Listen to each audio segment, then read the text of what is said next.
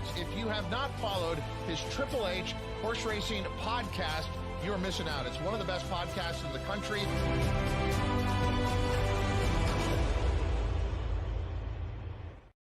Hello and welcome to the HHH Racing Podcast Weekend Warriors, episode 11.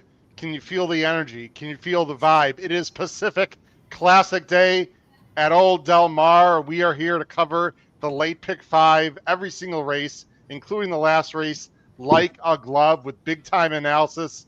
I'm your host, Howard Kravitz, along with Kyle Roscoe, Noah Maher, Chris Walsh. Gentlemen, hope we're ready to have a fantastic show. Noah, I'm going to start with you as the West Coast guy. Pacific Classic Day, it's always the best day of the year at Del Mar. We've always seen a lot of great racing this afternoon. Yeah, it's about time we show some love in these West Coast races, am I right? But no, it's good that we're doing a little bit of a later show tonight, and glad that I could join you guys. I know we've got some good races that we're going to get into, and hopefully I can turn my day into a day that Kyle Roscoe's had so far.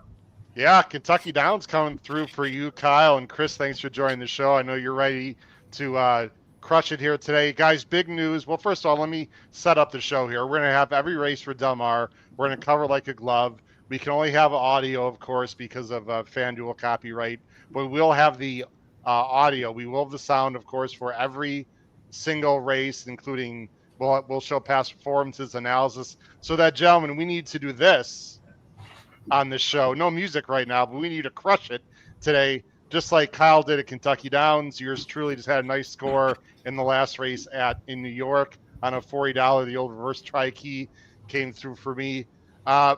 I'm going to be on just for a few more minutes here, and then I'm going to let Kyle there to my right or left, I guess to the right on the screen.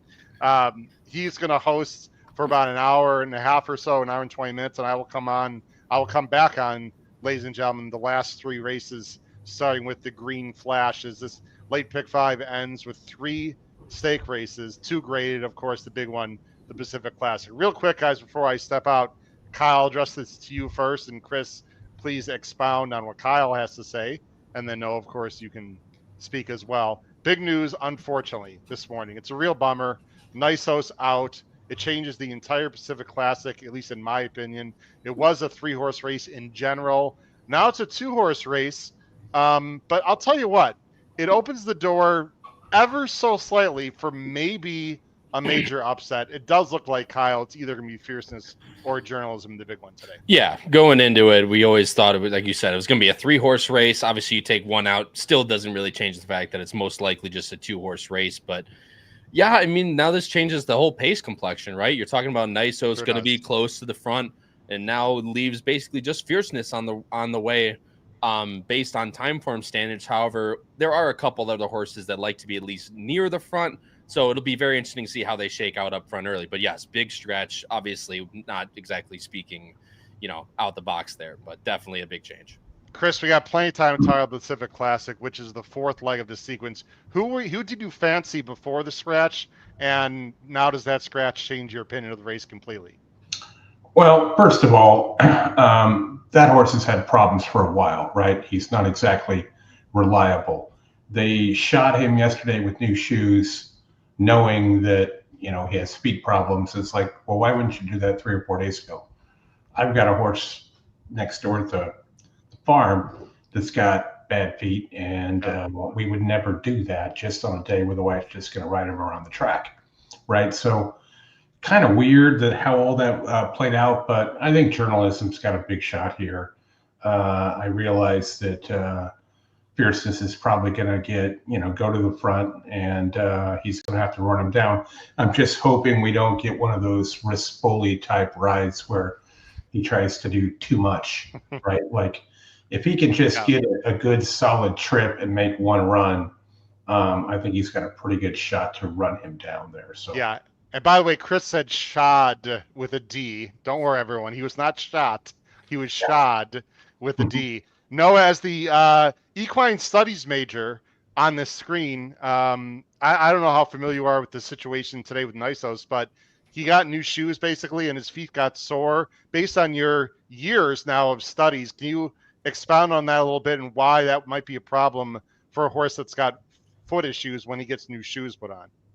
Yeah, I don't think it's really too much different than humans. I mean, if you've got, blisters and stuff and you're trying to put a foot on there and you've got issues before, I mean, they're certainly not going to get better, right? So I think it's good, I guess, issue or question that Chris poses, because I don't know if that's something that they regularly do over at the Baffert barn to get those shoes on the day before or whatnot. But obviously with his history, I think there was probably more of a chance of this happening than the general public thought going in. And it's just a bummer just because, he was the morning line favorite. We were expecting a big performance from him. I think when we talked about it on the show, if someone was going to have that wow performance, it was most likely going to come from him. So big scratch there, and just unfortunate because it's supposed to be a really, really good race, and we haven't had a really, really deep Pacific Classic like this in a long time.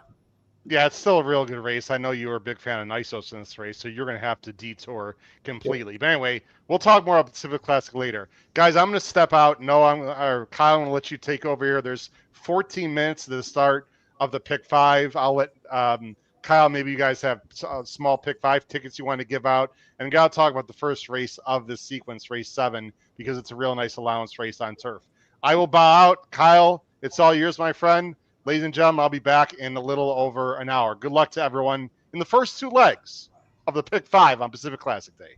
Appreciate you, Howard. Thanks a lot. All right, he's gone. Now all right, no, I'm just kidding. But honestly, guys, we're going to have a lot of fun here. Thank you all for joining in. Greatly appreciate everyone in the chat. We already have over 60 live viewers going into the first 5 minutes, 6 minutes of this show. So again, we greatly appreciate everyone popping in here. And Noah, I know you and I both had a actually pretty big opinion in this first race. And I'm hoping that he doesn't get bet down completely, which he is, which I didn't even look at the board yet. I take a look at it, which of course he is. Vibes is 8-5 right now. And that's who I was actually looking forward to betting. And now I don't know if I'm looking forward to betting him anymore. But guys, I'm going to go through the chat real quick. Then we'll get into the racing. And shout out to Howard and Terry Frank in the chat. Yeah, I've had, out of all tracks to get me to have, a fucking amazing day, it's Kentucky Downs, where I've had almost no success in the past, to be completely honest. Like I said, I gave it a lot longer look this week than I have in the past. Obviously, it pays off. But for once, besides Beshizzle going off at 101-1 and winning earlier in the card, the races I played at least seemed pretty formful on the day. So that's very, very good in that, right? So thank you all so much for all the kind words. Let's hope we can carry it into Del Mar. Lots of people were early. Of course, my friend Felipe, Katie, of course, was here very early. Greatly appreciate everyone. Terry Frank, as I mentioned, on fire today. Greatly appreciate that, my friend. Robert Riversnoo is in here early. Greatly appreciate you joining the show. Tom Espinoza is here. Gatekeeper, my friend. Greatly appreciate you joining the show as well. Developing patience and playing a track after I am familiar with it. Was at Del Mar for 5+ years. Good luck, Gatekeeper. I've tried to develop patience in the past, but with so much good racing earlier, of course, it's a little tough. That's what happens to Noah, but only when he wears new high heels. And I hope to see that next week. And Jake Tucker, my friend, I haven't seen your name before. Thanks so much for joining the show. Need vibes for a Pick 4. And we'll start with that, Noah, because I know you and I both had this horse on top. Again, 8-5 right now, showing 9-5 now on the feed that I have on my side. This race just looks to set up really nicely for him. He's paired up buyers back-to-back over the last 2. Looks primed to take another step forward here as I show the time for him, which, again, should set up perfectly for him in this race. Well, Kyle, it actually is a she, so maybe we should go. All right, fine. Go ahead and bring Howard. I have to crack a beer. Ooh, I'm so mad about that. Maybe it was on purpose. No, I think you're exactly right, and there are versions of this race where I think she gets a pretty good trip in here. I had her on top on the show. I don't necessarily love her, and I don't know if I'd really be willing to bet her at 9-5. But it just kind of seems like the place to go, right? Like there's a lot of questions about others. Surprised the 10's not really taking a ton of money with Sirius and the Argentinian shipper. So it just kind of seems like the money's going this way, at least in the win pool. I looked at the doubles, pick 3s, all that good stuff. I think it's a little more even with the 5. I think the 5's taking a little bit of money, especially in the pick 3. They're pretty close. But to your point, I like her as well. She's got back-to-back buyer tops. She's got 2 wins here at Del Mar. And like you said, I don't think it's any secret that she could get a really good trip in here. Yeah, and that's exactly what I'm keying in on. I'll tell you what, Noah, I definitely would not be willing to bet her at 8-5. I definitely would want her. Hopefully, I was hoping for 5-2, 3-1, somewhere in that type of range. But of course, Urton's had a fantastic Delmar made. You're getting Pratt. I should have figured that I was going to get lower than that. But again, we can be hopeful around here for once in the horse racing community. Chris, my friend, again, we haven't seen your picks so far this show. This week as we've covered racing, of course, as we do every week, like a glove, but would love to hear where you're going in this race, sir. In the pick 5, 3, 4, and 5, 2, 3, 5, and 7, 10, 11, journalism, all in the green, all in the Delmar Handicap, which is actually a very interesting race that we might have jinxed ourselves in the chat earlier, because it seems like everyone's on one horse, but we'll gatekeep that for later in the show. You said 3, 4, 5 in here, Chris. Yeah. The 3 is 30-1 right now, my friend. That would be an absolute huge hit for you. Johnny V shipping in. Ryan likes the 3 a little bit. That's what I was going to say too. This is Ryan's top pick that he said earlier. Again, 28-1, projected 20-1 based on the will pays on the DRF formulator right now. It runs back to those races he ran last year. He's absolutely in the mix, Chris. Yep. Just as a side note, I like Cut the Mustard and the 3rd Evangeline Downs. They're at the gate. I love it. I love it, dude. That was my angle here. I never like Powell as the favorite, but he can be sneaky with these types, and getting a huge jockey upgrade with Johnny V. Why not take a shot there? No, I mean, Johnny V is not just shipping out here for anyone. Obviously, people are going to give him mounts. The fact that he takes this mount's definitely interesting. Powell hasn't had. He ain't shipping out here for this one, I can tell you that. Well, no, absolutely not. But Johnny V can take a lot of different mounts, I'm sure. And the fact that he ends up on this definitely might instill a little bit of confidence. As we mentioned, this is Ryan Anderson's top pick, of course, on Pacific Horse Players every single Thursday with Noah and Jackson, but also working FanDuel media and stuff like that. So definitely could be one to blow up the tote board if this one comes in. Like I said, it's going to be pretty tough to beat other horses in here that definitely have some chance. Sneakers, the other one that Chris mentioned in his pick 5, this is one going to be a factor in that early pace scenario. Of course, just a matter of how it develops, because you have not only the 5 in this race, the 3 Royal Charter should be decently close. The 2 Spicy Bug also should be pretty close to the front, as well as the number 6 Run a Mile in My Shoes for Juan Hernandez and Jeff Mullins. And that's kind of exactly why I like Vibes so much, is just for the sole fact that even though she might not be the best horse in this race, she might just have the best trip. And of course, that's the number one way to win, not only in any race, but in turf races especially. We have a ton of big racing coming for you guys later today.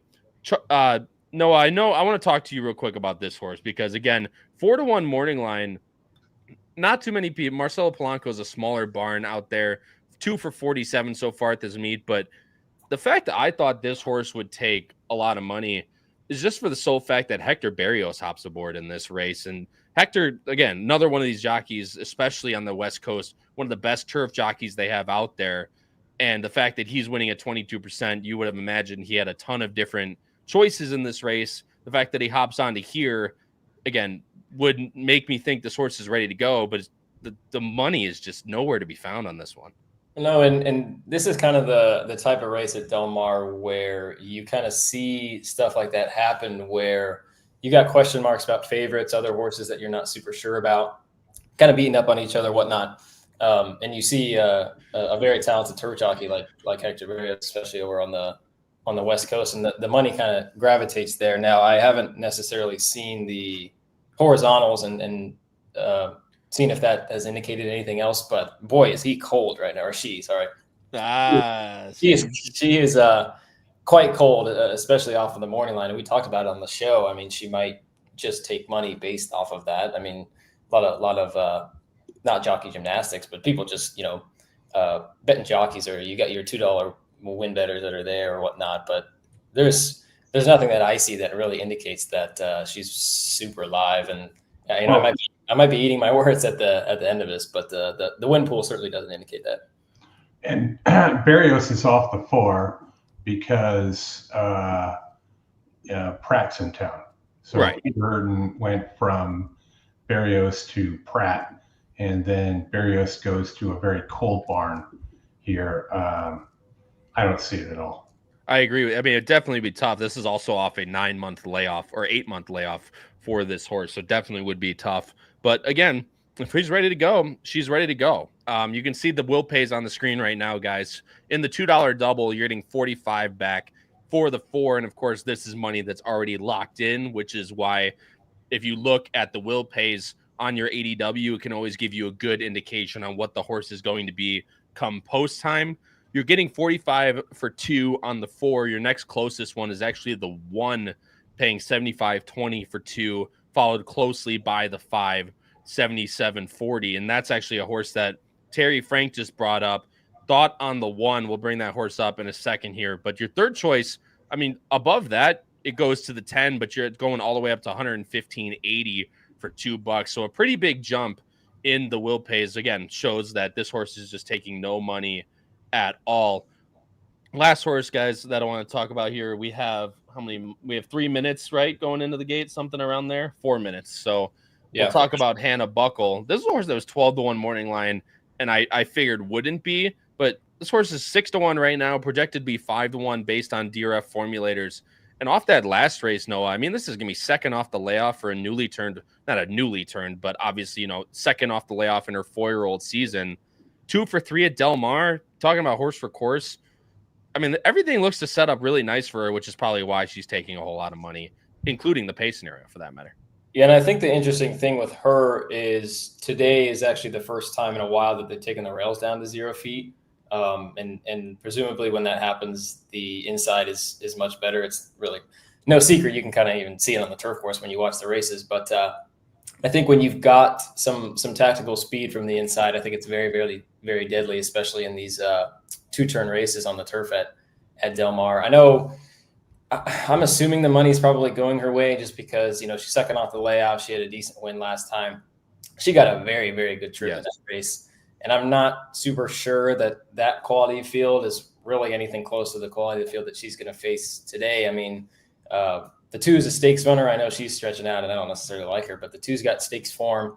The 4 is pretty good. The 5 just ran the second in the Solana Beach. So I think she's really, really going to have to step up her game, and I'm not super sure I really want to find out at 5-1. And that's exactly what I was going to say. Granted, her only 2 wins in her career have come at Del Mar. Again, breaking maiden and only facing N1X competition. Absolutely agree with you, Noah. This is obviously open company, 100K, going a mile at Del Mar late in the meet. Everyone's going to be showing out for a race like this, so I definitely do agree with you. Same kind of reason, Noah, for this too, Spicy Bug. I know she's second off a very long layoff and didn't show anything last time, but another one off a very low morning line, all the way up to 18-1 right now, projected to go down to 14-1. She's got some really nice races on here, but it's just the fact that people might not be willing to trust her, just how bad she was last time. Yeah, and it's kind of no secret that her one really clunker going into that race was going 2 turns. Now, I know it was in the San Clemente. You had the likes of Anisette and some pretty good fillies in there at the time, but that was kind of why I kind of liked her in the Daisy Cutter. I think I don't remember if it was my play of the day or it was definitely a spot play. And I liked her quite a bit in that race, and she was sitting a good trip and just completely folded. Now, I don't know if that was just the extended time that she was on the bench or if she just, something didn't work out that day. But I thought it was suspiciously strange that McCarthy's stretching her back out again after her 1 route race was abysmal and nothing close to some of the sprints that she had proven before that. No, I agree. And I in the Intercontinental, I thought 27-1, I thought she gave a pretty good run considering her odds, but then, like I said, the Daisy Cutter was just not that good. And then now stretching her back out, it almost seems like they're just trying to find some place for her to run. And again, in a field like this, it might just not be the time for her. Granted, she is 24-1 on the board. This horse just continues to drop. No, it's 8-5 now. That's going to be a no on my win bet side. But again, completely understand. Chris, we're cheering for your pick 5 now. They walk to the gate for the 7th race, the start of the pick 5 at Del Mar. Chris has 3, 4, 5 in the pick 5. We are going to be sitting out for me. But I guess it was on my stuff on Twitter, so I'll look like another moron. I gave out a 4 to 5 winner on the Saratoga one earlier, so can't be worse than that. My shoes goes in. Alex R says Polanco Barrios turf routes 2 for 25. However, look at that, $2.71 ROI on the 2 for 25. So those prices are definitely big. Alex R, thanks so much for joining the show. Greatly appreciated. Jake Tucker, good luck with your bets. Crypto Light, my friend, and James. Good to see everybody out as they load into the gate for race 7 at Del Mar. You guys hear him? Yep. Yeah. I did a 1-3 box with the trainer there. 1-3. Bar the last Leonard Powell box. Yep. Couple bucks. Couple bucks. Steps up. What's a couple bucks to win $5 million? All in line. It's more than that. Very nice. They're all in line. They're off. Good start. Spicy Bug on the inside breaks sharply. Sneaker is alongside. Outside of them, it's Run a Mile in My Shoes. These 3 out to the front. Well, then Granny Budgie in behind that group. Candy Bar going up on the outside. Followed Sylvain, welcome. M. Break of another 4 lengths more back to Royal Charter as they make their way into that turn. Hannah Buckle is 11 lengths off the lead, third last early on, leading only Kinjani and Musical Rhapsody to the run to the backstretch. Pratt doing what Pratt up does. Top after a sharp beginning, Spicy Bug and Ricky Gonzalez lead the way through a 22.41 quarter. Sneaker a half length behind in second. Candy Bar perched outside of them. Third and well held at this stage outside of Horses. Vibes is fourth along the rail. Run a Mile in My Shoes is next by another 2. Then comes Violetta M. Granny Budgie on the outside. In behind them is Royal Charter. She's got 8 lengths to make up. 2 lengths back to Hannah Buckle. Then Kinjani and Musical Rhapsody. 46.96 was the half mile, racing for the far turn. It's been Spicy Bug throughout and Sneaker pressing on the outside. Candy Bar and Vibes just in behind them. Run a Mile in My Shoes has 4 lengths to make up. An inside trip on the turn for Violetta M. She's got 5 lengths to gain as they make their way to the top of the stretch. Hannah Buckle is coming wide. Turning for home here, Spicy Bug off the turn in front. Vibes on the outside second. Sneaker is running third behind them. Then Violetta M on the far outside. Granny Budgie and Hannah Buckle down the middle, but it's Vibes. Vibes has hit the front. And Flavian Pratt and Vibes draw clear by 4 at the finish. It was Spicy Bug second. Granny Budgie was third. Fourth may have been Violetta M. I mean, dude, like, come on. The man is just bet against Flavian at your own peril, guys. You knew exactly what was going to happen when they were going into the first turn. I mean, Pratt's just perched up behind 5 of them, gets the rail position, and the rest is history. Like I said, we called it from the first turn. It's just you can see it in the pocket with this horse who's 8 to 5, and it's like, if this horse loses, something ridiculous has to happen. And then, of course, shout out to Howard and Charlie. Moses parts the C at the top of the stretch, and good luck catching him. Obviously, congrats to all the people that had Vibes. Like I said, I didn't take my win bet. I didn't think 8 to 5 was good enough. I'll be fine with losing my $30, $25, $28, whatever I would have had on a $10 win bet, but that is a very impressive and, again, a very good trip. But Flavian Pratt is just that man. I always joke on betting and boozing, something along the lines of I trust him with everything. I trust him with my firstborn child. I trust him with everything. So, he's just that good. Of course, Spicy Bug runs a big one in second. We were just talking about her before the gates open, and Granny Budge, Giovanni Franco, and of course Phil D'Amato at 21-1 sneaks his way into the trifecta as well. I didn't end up seeing who actually got fourth. I think there, but 10 was somewhere in there. But I think I haven't paid too much attention to the turf races earlier, and maybe this will be a little more apparent with the better fields. But I tell you what, the 4 was inside, the 2 was inside, the 10 was inside. I think the 10 ran fourth. I don't know where the 9 came from, but I really think that the inside is going to be the place to be. And it's always, like you mentioned it's always that way when these big tracks, they always have it out at 15, 20 feet, and then they bring it all the way down. Just that fresh turf is so much nicer to a lot of these horses to run on. And Flavian Pratt sitting the inside a length and a half back. Good luck. Good luck winning that race. Because, it's just that good. Sean O'Neill, my friend, good start to my pick 5. Congrats. And congrats to Jake Tucker. I mentioned his name at the beginning. Let's go. It's down bad on Kentucky Downs and Saratoga. That brings me all the way back. And that's always the Delmar West Coast bailout is always, it's not as good as the Los Alamitos bailout, but it's a pretty close second. Congrats to everyone that had vibes. And you are right. The 10 Violetta M, the Argentinian shipper, ran fourth in there. Still waiting and just went official. So congratulations to everyone out there that had vibes. Guys, we're going to have a pretty long way till the 8th race. I show 25 minutes right now. So good start to everyone's. If they singled vibes or only had 3, 4, 5 like Chris did, could have had the 3, but you always take a start in the pick 5 and move on, right, Chris? Yep, absolutely. Moving on. Especially when you have, all in the last leg, and there's definitely a bunch of different ways to find prices in this sequence. Chris, I know there's a bunch of other tracks running right now. Be happy to go anywhere. We have, let's say, 24 minutes to Delmar. We got 5 minutes to the Seattle Emerald Downs out there on the West Coast as well that I show. And let's see, we got a little bit ways now to Evangeline, 15 minutes there. Where is your next bet? Because I know you are a man for the many tracks, my friend. I just can't do 2.5 claimers at Emerald. Are you sure? Come on. Yeah, come on. When I can claim the entire field. Is that really? It's a 2,500 claimer. Is that really what it is? Yep. Oh my god, dude! 8 horses, 2.5. In the ending days of Arlington, dude, I don't think I'd seen a lower claiming price than 4,000. Then I think there was one track I saw that had 3,500.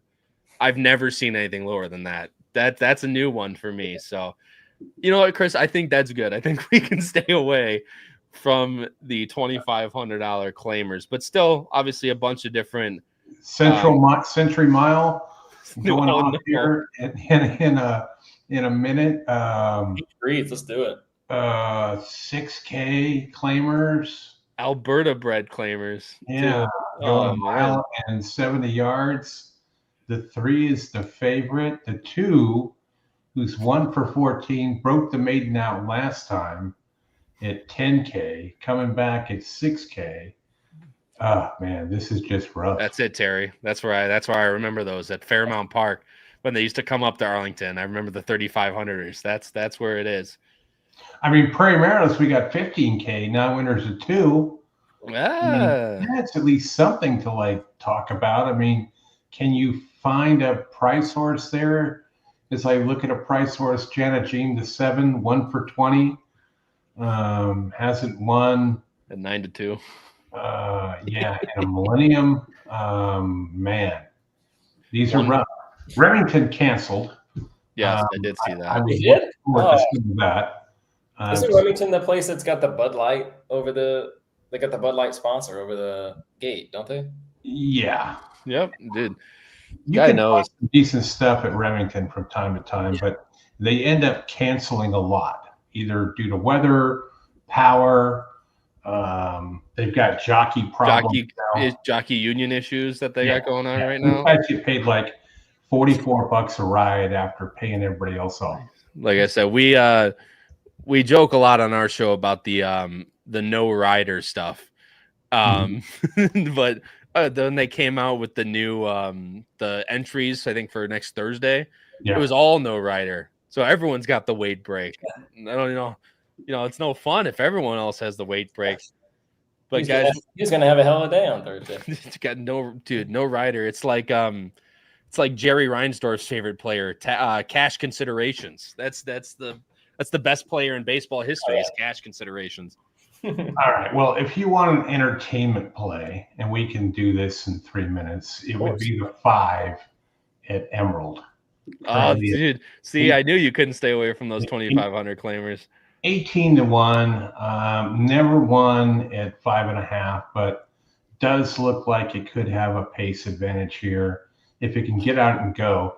That is if it holds at the 18-1. I wouldn't like this horse any more than 12-1, and I wouldn't put any real money on it, but I like it better than the 1. The number one's name is Beer Be Gone, dude. Hey, did you guys see the beer horse run at Del Mar yesterday? Yeah. That was a good pick. Somebody had it on the tip sheet. I'm not sure who it was. I'm not sure. I wouldn't know. It was that guy over there. It was that guy below me. It's just we had that guy win yesterday at Delmar. What was it? Beer run that won earlier at Kentucky Downs. Right, yeah. And he's like 0 for 9 going in, but that's why I'm having such a good weekend. It's because every horse that's winning is named after beer. That's exactly why I'm having a nice weekend. But speaking of that, guys, I do want to talk about. We'll bring up Emerald for the hell of it here in a little bit. But there was a whole lot of big races, obviously, run at Kentucky Downs today. There was fillies ran at Saratoga and the Spinaway today. There's a ton of different implications on that, including we'll start out at Saratoga because I know a lot of people enjoy watching out there as it is the closing weekend.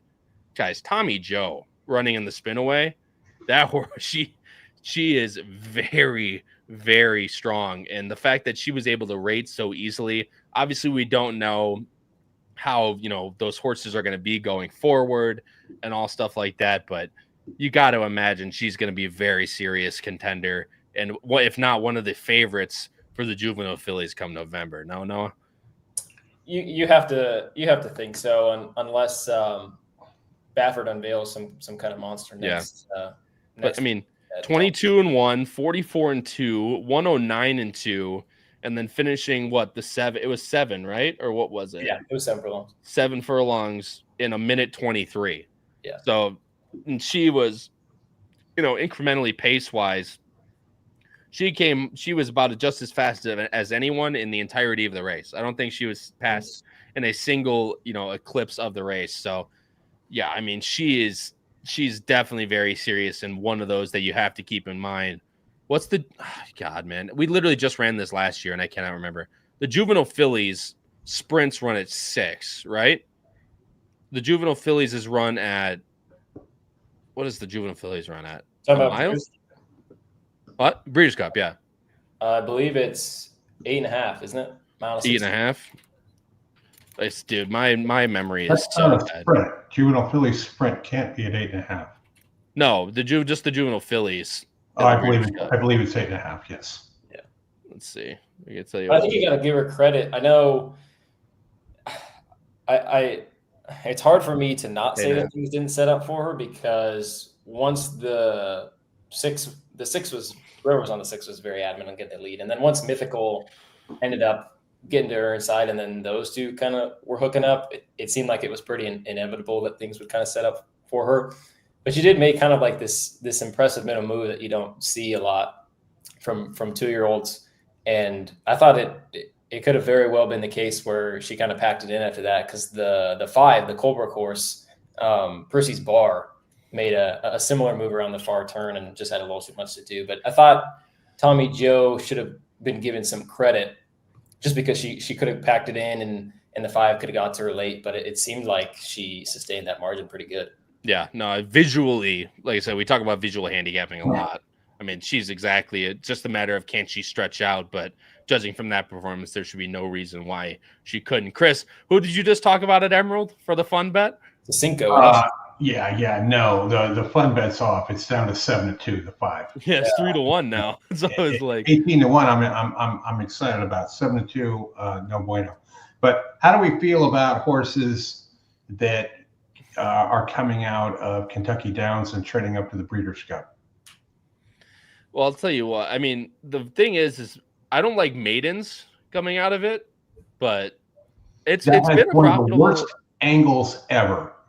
Betting horses into the Breeders' Cup off a big Kentucky Downs race. They just don't win. Yeah. You know what? They don't have to run up a freaking hill at the finish line, which is the whole reason I'm with Howard. I'm spending no dollars on that meet at all. Well, now I have to. The people boycotting it because of the takeout. It's just too weird. It's weird. I mean, you think you have a winner in deep stretch, and then they got to run up the hill, and then you get beat by some 28-1 shot. That's like, oh, where has the hill been to the finish line all my life?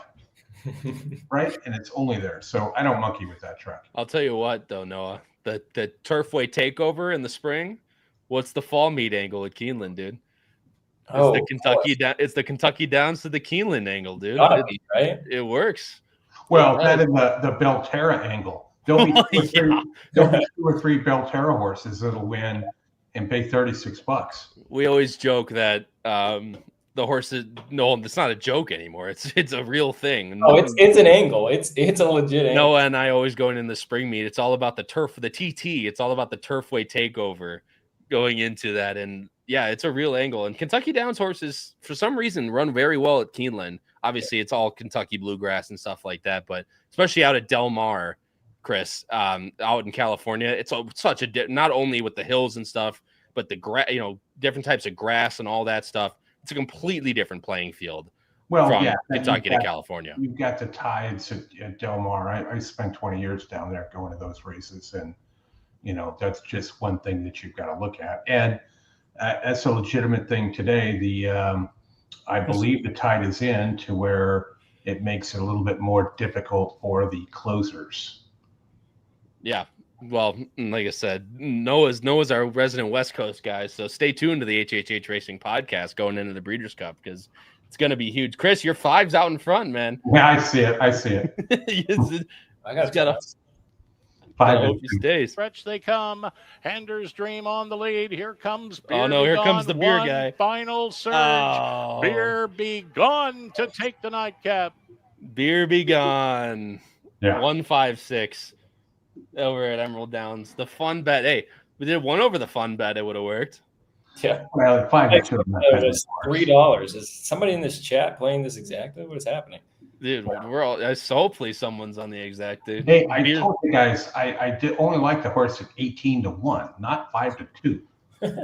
18-1, I would have cashed. I would have made money on that. That's a place. But I mean, yeah, that's first choice over second choice. Well, Chris, your $20 at Emerald Downs is what killed it. That's the problem. I had no dollars in Emerald Downs. That's the problem. Not a single dime. You got 5-1 on that exacta still, funny enough. Which was it? Yeah, 3-5 or 5-2 pays you 5-1. I mean, there's worse things than $5 to your $1 on a bet. People kill to try and find that just on a single horse in a race. Before we go back to Del Mar, I want to go back to Kentucky Downs just because isn't there a crazy stat? I believe it's for the turf sprint, right? Where a turf sprint winner hasn't come from like their last race was at Kentucky Downs, and then they go to the turf sprint. Nobody's ever won before, right? Because I think nobody's ever won coming out of Kentucky Downs ever, ever, let alone the. I know that was like the talk of the town with Cogburn, right? Because he had run. Mm-hmm. That's correct. Yeah, he looked like he was a 5-length winner until he, spit the bit. But I always thought that it was just winners. But is it anyone? Because it's anyone, they just. For whatever reason, they just don't win in the Breeders' Cup coming out of Kentucky Downs. Now, if they have a race in between, that's different. But typically, if they're just using that as a prep and training up, they just don't do well. Gotcha. And I was interested in that because we had basically 2 winners that are probably most likely pointing to that spot. You had A.G. Bullitt, who actually won, and then Howard Wallowitz lost. So I was wondering if it was like the opposite, where you don't want A.G. Bullitt because she won, but you do want Howard Wallowitz because he lost. So based. That would be winners. So based. If it's just running, then I guess we can take Chris Stewart for it and toss it. And I guess last thing, because now we got 13 minutes. We're getting there. I'm looking up the Keeneland Stakes schedule for the fall. When is the because there's no turf sprint, if I'm not mistaken. I would not be surprised. Huh? Your boy? Are you talking about for 2-year-olds? Because your boy Sharp. No, I'm talking about just as a prep for the Breeders' Cup. Oh, you know me. I know my boy Rand. Trust me. Don't freaking bring that up any more than it has to be. God. I was gonna say normally that's pretty quick off the tongue for you. Yeah, I want to freaking shove my what. I hate that crap, man. There was one jump and we would have had that race. That's why they got the Woodford in the fall. The Woodford, right? Yep, that's the one. I'm thinking of. October 4th. So basically a month out. I would imagine you'd find Howard Wallowitz in that race, springboarding, hopefully to get into the Breeders' Cup. After having basically, if I'm not mistaken, because we talked about that on Wednesday on Ben and Boozin's show, the fact that he ran well at the Breeders' Cup juvenile turf sprint, if I'm not mistaken, correct? Yeah, he got like really caught up in behind horses, and that was Starlust that we still hear to this day out of Ryan Anderson's mouth. But he just got caught up so behind, only lost by 3 lengths, finishing 9th. You'd imagine they would love to have another shot at a race like that. So the Woodford would be that type of ticket back into the Breeders' Cup. Guys, we still have so much more to talk about what happened earlier today, but first, let's get right into more Del Mar. This is a California-bred 2-year-old fillies maiden special weight going 6 furlongs on the dirt. The morning line favorite in this race was the number 5, Miss Kona. Now it's 6-5 on the morning line, projected down to 4-5 after a pretty sparkling debut. After coming from the absolute clouds, just losing by just over 2, Peter Urton Frisu hops back aboard there. Lots of other horses into contention, but of course, with such a heavy favorite, all of them are somewhere in the middling price of 5-1 to 6-1. Noah, and then I'll go to Chris as well afterwards. You guys covered this race on your show as well. Where did you guys end up going? Just a reminder for the people. Yeah, I landed on the chalk. I ended up going with the 5.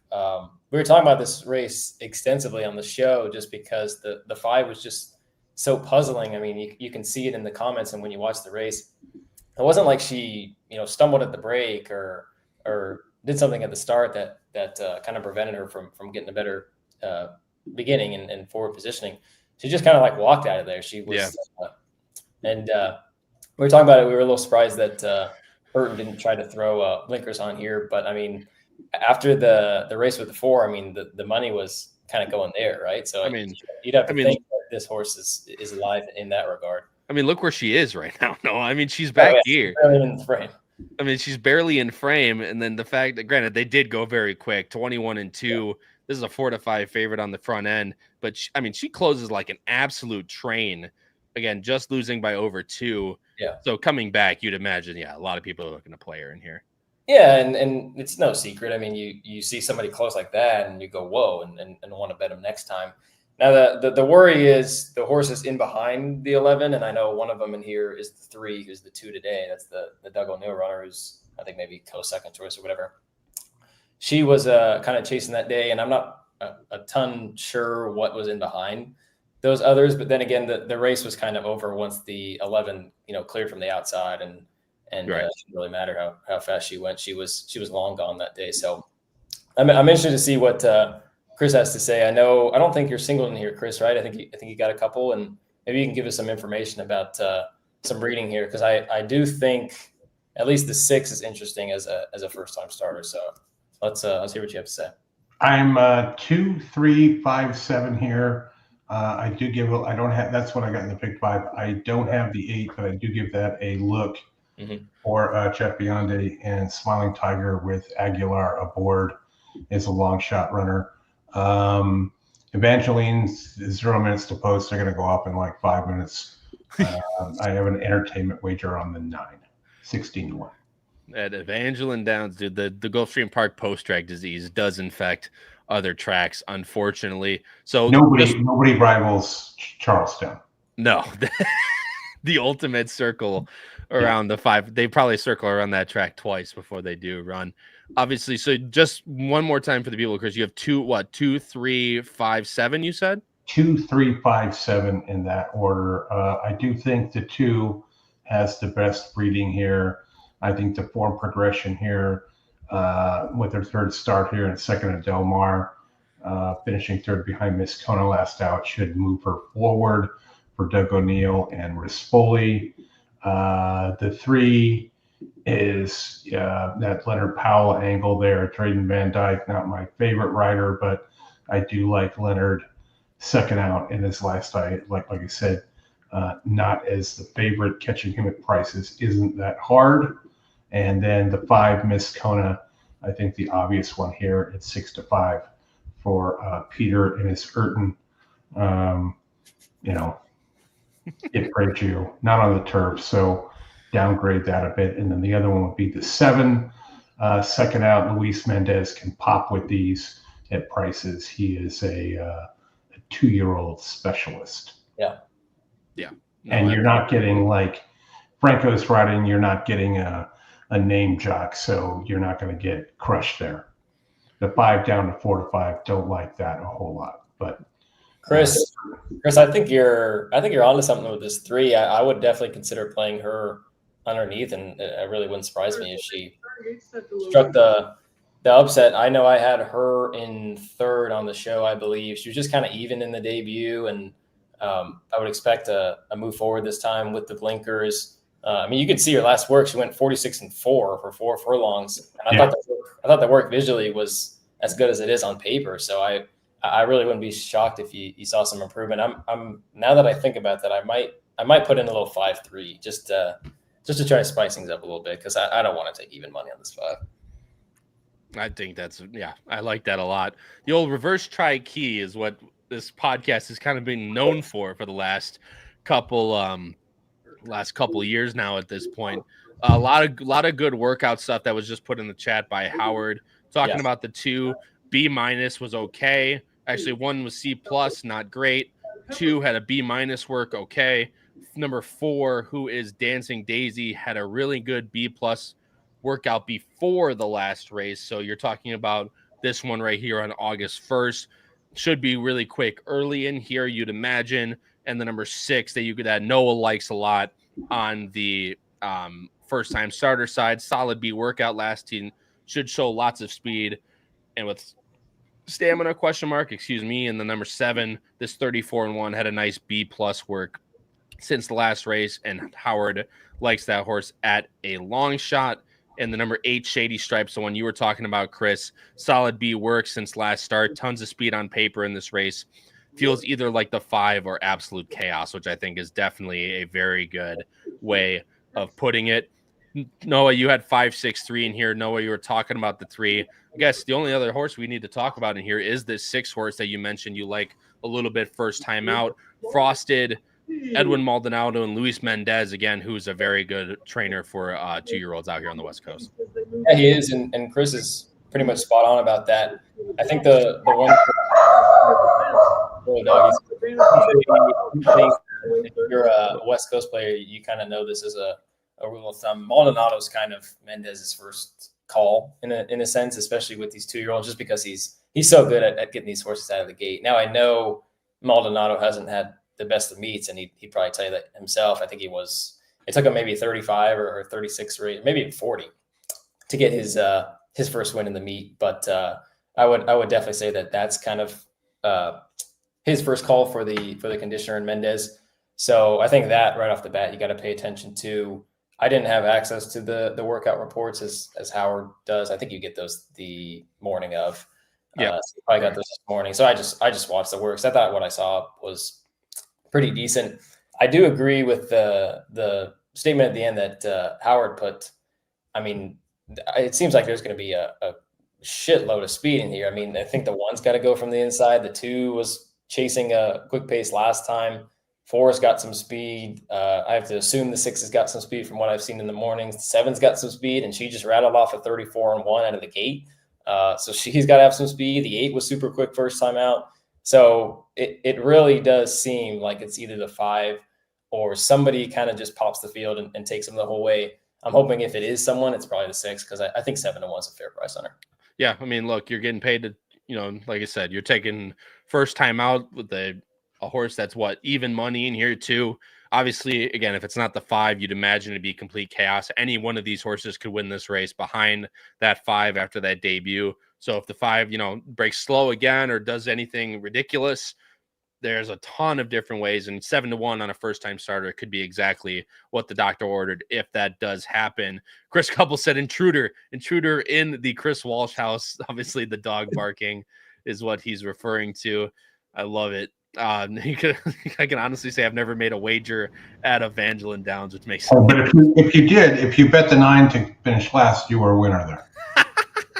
So not bad, but a decent shot one. The other one that I was going to, make the entertainment play on for $10 to 3 ends up winning going gate to wire. But Yeah, no. We love the Evangeline. The last place Evangeline Downs just makes that a cherry. There needs to be a last exacta wager at all tracks where it's the final two horses. I like that idea. Right?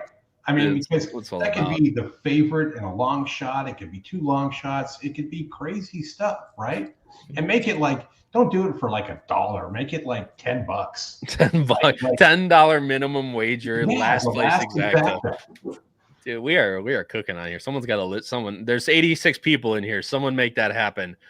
Tom Espinoza going 5-2 exacta, bigger than a 2-5 exacta. So boxing it, but Dutching it in a way that the 5-2, because it pays less, is going to pay a little bit more than the 2-5, which is definitely going to pay a pretty decent amount if it does come to 5. I'm 5-2 again. I didn't even mention my picks near, but just because I really didn't have anything else to what people were saying, I'm 5-2-8 in here. I think it's very formable, especially if there is the early pace develops. Not too much in here for me. Kind of chalk to start out here. Unfortunately, it was 8-5, 8-5, 3-5 chalk, but still good enough. Mike T, my friend, thanks so much for joining the show and commenting. Greatly appreciate it. This is a tough race. Has no value on the 5. After that, wide open. I agree. What? Is that Mike Tyson? Mike's ear off. Mike Tyson. Yeah, I think it is Mike Tyson. Guys, they're loading into the gate right here for race number 8. Just getting into here now. I'll put Larry Colmus on here. I'm going to pull myself up. I got to deal with this damn dog. Okay, sounds good, Chris. That's awesome.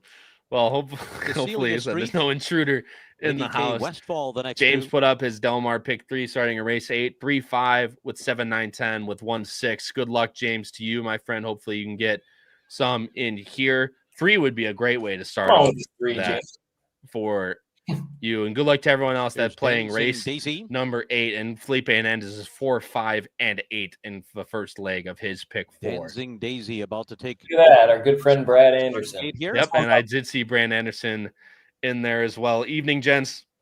Excuse me. Love the late night action. Home from an early dinner and now can play Delmar with my friends. Brad, always appreciate you hopping in here. So thank you very much. And Brad Anderson, Dutch double 4, 5, and 10, singling the 10 in race number 9. So good luck, Brad, with those Dutch doubles as they load here into the gate. I believe they're just 1 or 2 back here. Shady Stripes, Jacqueline Lucas in. They're all in line. Oh, he's singling Motorious in the green flash. Yep. I like that. They're off. Miss Kona bobbled just after the start. It is Lady K Westfall on the outside and cashed along the rail. She's going to be 80 lengths back for again. The front. And Miss Kona, the favorite, is well last early on. So these 2 front runners are just ahead of Cecilia Street, who's running along in 3rd. Shady Stripes to the outside. Moves up alongside of her. I'm Not Vanilla Sky is 5th along the rail. Then Dancing Daisy, God Bless Her, break of another 2 back to Jacqueline Lucas. And Miss Kona, the 6-5 favorite, is last in 10 lengths from the front. They make their way around the far turn. Lady K Westfall ran a 21.85 quarter, leads it by a length. With Shady Stripes on the outside, running in second. Cashed is on the rail, in contention, traveling well here. Gonna need a way through his Cashed, who's 3rd and down on the inside. Coming to the outside. Gotta sustain it, but into 4th is I'm Not Vanilla Sky. They're into the stretch. Lady K Westfall, Cashed comes to in front of her. Here comes Miss Kona. Here comes Miss Kona, who is so far behind, roaring down the center of the track. Cashed, and Miss Kona will decide it. It's Cashed on the inside. Miss Kona on the outside. That start didn't bother her at all. Miss Kona rolls home. It's 2 times in a row Cashed where she's second. been Lady K Westfall in a photo with Jacqueline. She's been last by 25 lengths and ended up making all of it back in there. What was that exacta? Because I don't know. We're going to be mad about it. I would have told you to play it, except you didn't tell us your pick until they were going into the gate. I guess it was first choice over second choice, third choice. But that's 9-1, man. Yeah, that's a little dumb on my part. I didn't know. No, the 7 came in 3rd. I thought it was the 8. I was like, I'm about to give out the straight try and didn't say anything until they just went off. Yeah, dude, 9-1 is about Jesus Christ. That's first choice over second choice with a 6-5 on top. Noah, we talk about this all the time. You know, it's everyone, especially Twitter's notorious for this, of course. But everyone loves when, chalk wins all the time and all they do is, all they do is bitch about chalk winning. However, you just got first choice over second choice to there, and you got 9-1, which is like to find 9-1 winner. Like it's a very hard thing to do to find a 9-1 winner in a race, and especially to have it come through. And we just talked about it for 20 minutes about how formidable it would be. And there's your 9-1 right there. No. Yeah. And I mean, those two finished second and third in that common race. So I feel like you didn't have to be a genius to try and have that. And you're getting $9 for $1. I think that's great value. I mean, we talk about it extensively, and Matt Miller, of course, always talks about it. There's ways that you can turn these favorites into value, and that's basically what this whole game's about, getting value. That was the favorite too at 9-1. That's yeah, crazy. Mm-hmm. Yeah, that was the lowest exacta, and you're getting $9. Yep, $9 on a. It's these races, right? It's these 2-year-old, especially Cal-bred maiden fillies that. There's so much unknown. A lot of people are spreading. It's very hard and very easy at the same time, at least from what it seems like on this side. Who had that? I know someone, Thomas Spinoza, my friend, 5-2, over 2-5, 9-1 again on that, Tom. Congrats to you. Hopefully you played it for a good amount there. James says 1 down, 2 to go. That's what we like to hear. And then, of course, Sean O'Neill Hobson, was hoping the 2 would get up. I bet Sean was hoping that the 2. Yeah, we all were hoping the 2 was going to get up there. But I mean, that's just crazy. I mean, like I said, she did that exact same thing last time, and maybe the 11 was just that good. Got skipped away at the top of the stretch, but you got to imagine once she gets her gait issues in order, she could be a pretty good sprinter out there on the West Coast. Yeah, and I mean, she might even want longer. It looks like she's got a huge stride on her. I just think she's been so good these last two races.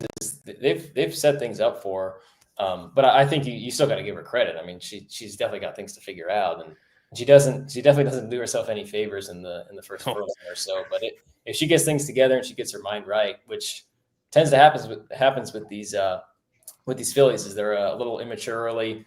Then they figure things out and they get really, really good for an extended period of time. Yeah. I mean, like I said, that's awesome to have another filly like that in the barn for Peter Urton, that's an Urton double. Peter Urton, man. That is an Urton double that we've covered on this show. It paid. That was $9 for $1. Dude, it's just the freest $9 we've ever gotten in our lives. That was $9. That was 8-5, 6-5, paying 9-1. Yeah. Do we look like idiots yet for not betting what we're talking about? Yeah. I definitely characterize myself there. Oh, it is what it is, but people know that I guess that's the fireback of learning discipline. Someone earlier said being patient is what it's all about, and that's what I get for being patient, is when these races actually come in form-wise, and with the chalk especially, and you get 9-1 on an exacta and 9-1 on a double, and then you stare back at it like you're an idiot. But I guess that's the way it goes. Howard, of course, will be coming back here before we start the all graded stake pick 3 here, starting with the grade 3 Green Flash, and of course that going into the double with the grade 1 Pacific Classic. And the race that I'm most excited for on the entire sequence is the last race, the grade 2 Delmar Handicap, where I know if that horse gets bet down, no, I don't know what to say. But there might be everyone in here betting that horse down at this point. But that's the race that I'm looking forward to the most. But the Green Flash, guys, like I said, we'll talk about it more. The Green Flash is actually a very interesting race. There's a lot of returning very good West Coast sprinters involving as well, with a bunch of there's a couple that have been on the East Coast now shipping back to the West Coast. Queen Maxima being one of those for Jeff Mullins. And of course, you have another one, Boss Sully, shipped to Churchill Downs for the turf sprint earlier in the year, just losing to Think Big, who's obviously turned his career into being almost a superstar by this point, and then shipped back to Delmar and won a very nice optional claimer. Lots of different ways to go.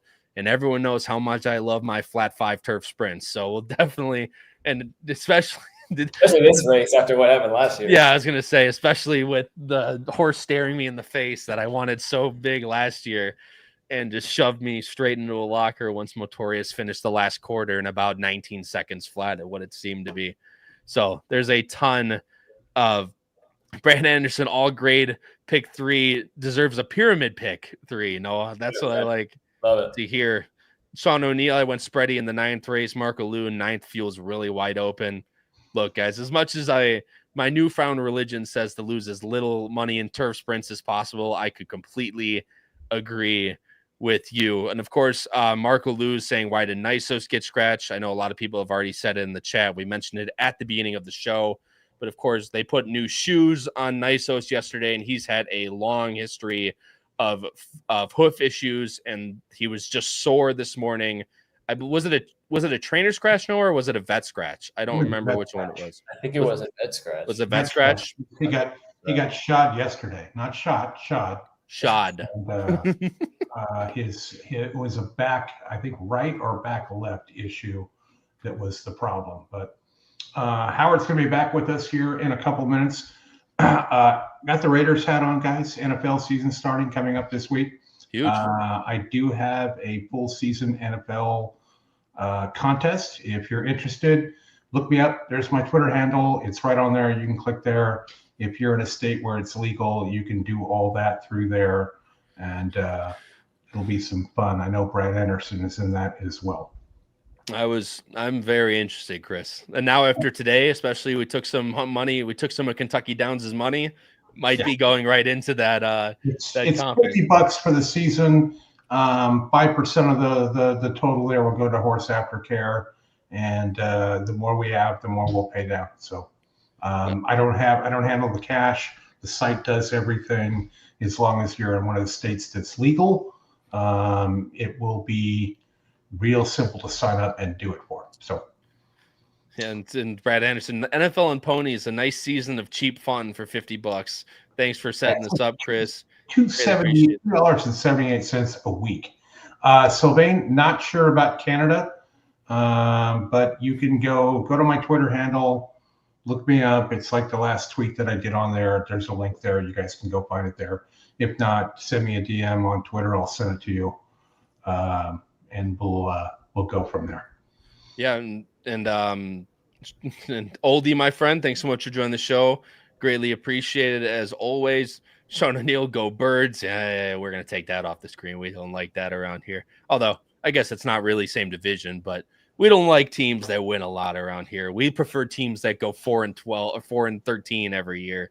On my, at least, yeah, and Raiders hat as well. Noah's a Rams fan. The Rams do at least a little bit better than 4-13, but they're the perennial, 9-8, 9-8, 10-7, win in the wild card, and basically just crap all over horse. I was about to say horses. You can see what's on my mind. Teams like Green Bay's Dreams, which I'm not exactly mad about by any means.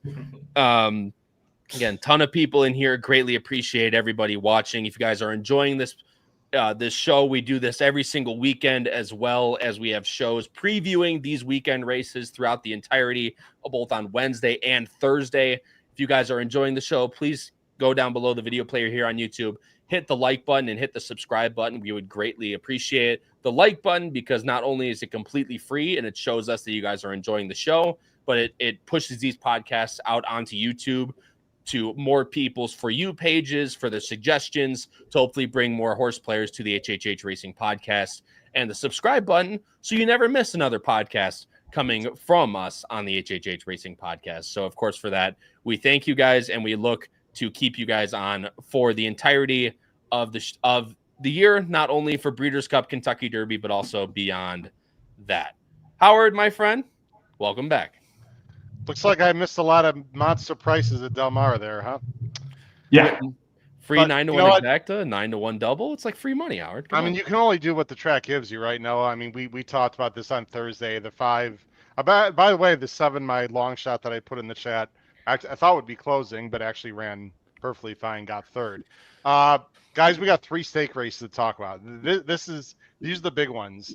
The first 2 are winning your ins for the Breeders' Cup. The Green Flash 5 furlongs for the Breeders' Cup Turf Sprint, and there are some very talented runners in this race. Then, of course, we got the Pacific Classic, as it looks like. How much time do we have to post, guys? Sorry, 19. We got plenty of time. Okay, so you guys touched on some races earlier today. I don't know if you guys mentioned real quick. Real nice win for Miguel Clement in a turf race where he had a few there with the 8-horse who is now qualified for the Breeders' Cup Filly Mare Turf. The name is escaping you now. Beleza. Beleza beat La Mahena pretty convincingly. We were joking on the show, guys, on Thursday on Picks and Ponies that one of those horses will get to run 8th in the Breeders' Cup Filly Mare Turf at best. So anyway, but congratulations, Miguel Clement, guys. Yeah. I know him personally. Obviously, I'm not going to say we're friends or anything, but I've talked to him many times with my association with Adelphi Racing Club, and couldn't be happy for him, guys. He had a really good meet, and they had some very nice stake wins at Saratoga. It's like 25%, right, Howard? Something like that from Miguel. Yeah, they don't run a lot of horses, but when they run with intent. And by the way, Big Invasion coming back, I think tomorrow, guys, in the turf sprint stake. So I'm looking at tomorrow and Monday. A few quick items before we get into Green Flash that I want to talk about. First of all, tomorrow we have Saratoga Today, our final Saratoga Today show. Myself, Pete Visco, discussing late pick 5. It's at 10:30 Eastern. We're also going to talk about race 5, the Jockey Club Gold Cup, which is outside of late pick 5, which with, of course, let's see, where my, hold on a second here, with my buddy, Sierra Leone, running again. Actually, I'm not picking him on top tomorrow. But anyway, well, look, not all the time. It's very situational. And then I want to talk about next week very quickly, guys, while we have time. Next Thursday is a very special show. We are going to handicap on Picks and Ponies, but we're also going to talk about this as I put it on. Oh, I got to put it on the screen. Sorry, guys. Hold on 1 second. Got to share my screen here. We're going to talk about this, guys, right coming up in just a second here. Actually, you got to take yours off. Yep, I got you. Okay. We're going to talk about this. This is a new statue going up in the Kentucky Horse Park. Of course, Noah knows where this is. In Lexington. That is Cody's Wish. They have a whole new statue and site. It's really cool. And we are going to have a fundraiser, ladies and gentlemen, on this show Thursday where you can donate. Tax-deductible donation. Very on the up and up. And we'd love to have a lot of people from the HHH Racing Podcast donate to this fundraiser for the Cody's Wish statue. You can see it right there. Very cool. If you guys can see on the bottom, there's that brown sort of plaque sort of thing there on the ledge. That's where they're going to have sponsors on that plaque. We hope to get our name on there, but we do have to raise a certain amount of money. So anyway, it's a great cause. Again, really cool. It's going to be a great place, guys, for people to sort of sit down and reflect on their lives, on horses, on the Dorman family. I'm going to be there, guys, the second week of Keeneland. Paul's going to be there. No, I'm sure you're invited, obviously, to come. Kyle's going to be there with his beautiful wife's family, I believe. So anyway, we're going to represent, guys. I do want to mention this Thursday. I'll send out email information, but this Thursday's Picks and Pony show is dedicated mainly to that. Howard, All right, guys. Howard, we got to get that to Rapoli. I will do that. We will do that for sure. Let's talk about the Green Flash, guys. Big race here. 5 furlongs. It's only $150,000 purse. It's no $2 million purse, but it is $150,000. I want to go to you first, Noah, because there is a big scratch. To me, it's a big scratch in the number 3 Coppola, who I didn't like, to be honest. I know Jackson Muniz of his Pacific Horse Players like this horse. There's a lot of speed in this race, but he was, the speed of the speed. However, the 13 wound up, does draw in. Noah, and I don't think the 13 can win. However, that horse is very fast also. I still think there's plenty of early speed in here, but I do think the scratch of Coppola helps a horse I know you like a little bit, the number 7, Boss Sully, a Calbred, who's currently 7-1. Yeah, I know a lot of people are familiar with Coppola. He's kind of danced every dance in terms of sprinting for the younger horses over on the East Coast for sure. And he seemed like if anyone was going to be the speed of the speed, it was going to be him. So now it kind of leaves it up to question who's going to end up getting the lead. And you're exactly right, Howard. The 13 from the outside is definitely going to enforce some speed for sure. I'm interested in the number 7 Bossoli, like you said. Talked about him a little bit on the show. He's actually a spot play on the power picks. It kind of seems like if anyone's going to win the race and get the jump on Notorious, it's got to be someone in that second flight. And I think that's probably where he'll be sitting early on. He actually damn near pulled off the upset against Think Big on Derby Day. And then he kind of proved that effort wasn't fluke last time. And it doesn't really seem like there was much of a reason to believe that he was 100% cranked for that either. I feel like after they took their chance at Churchill and almost got it done that day, I feel like the Connections probably had the spot with their eyes set on it to run here in the Green Flash. So it seems like there's every reason to believe that he could step up a little bit again, maybe creep into the low 100 buyers. And like I said, if he gets the jump on Notorious, I think he's got a big shot. Yeah, no, I like your thoughts there. And Brian Corner likes to win at least one race at Del Mar. I don't think he's had one yet this meet. And he does like to win a stakes, and he points those horses specifically to these things. He's done that consistently over the years. But having said that, I think this race is the Duran Duran horse, Notorious. Nice. Yeah. Yeah, Notorious. I'm glad you guys got that. I mean, I've done that before, and people look at me like, "What? Huh?" Not that young, Chris. I got you. Let me comment real quick on Boss Sully, and then Chris, we'll talk about Notorious. This is a big race for me, by the way, for a lot of reasons. And these last 3 races are very important to me. I think to know also, but important to me for a lot of reasons, which people on the show don't even know. Here's my issue with Boss Sully, Noah. I don't have him, and I'm worried, to be very honest. I am going to use him in trifectas and a reverse tri-key play. My issue is he's never really closed into a very fast pace and won. And this looks like it's going to be a fast pace. He's run very well in his last 2 races. I give you full credit for that. And if he wins, it wouldn't shock me at all. I just need to see it against these horses in a 21-2, 43-4 coming from mid-pack. He's never really done that. I think he might have to here. That's my only pushback on this horse. Yeah, and you were definitely right about his trip last time. It was very, very cozy. He just sat off a rod and ended up going by late in the stretch. So he's definitely going to have to kind of prove it to you and to others. But I think this might be the best Green Flash that Notorious, in terms of quality of field, has faced in his career. I know he's going for 3 straight and people like him, but I think he's really, really got to be on his best to win today. I agree. I'm a little against him. We talked about this really because he's 7 years old, Chris and Kyle, and at some point, Father Time is undefeated. I don't know if it's going to be today. Maybe he's going to win for sure. The bottom line is I think he's going to be closing from pretty far back, and that's just not easy to do going 5 furlongs. Now, Chris, he has done it before. Yeah. He's absolutely the horse to beat. Like, I don't want to give any wrong impression out there. He's absolutely the horse to beat. At this price, Chris, I'm shopping elsewhere. Sure. I'm only using, I've used the 10-11 here in the pick 5. The 7 is my danger horse here, but you've got Frazier here for Phil.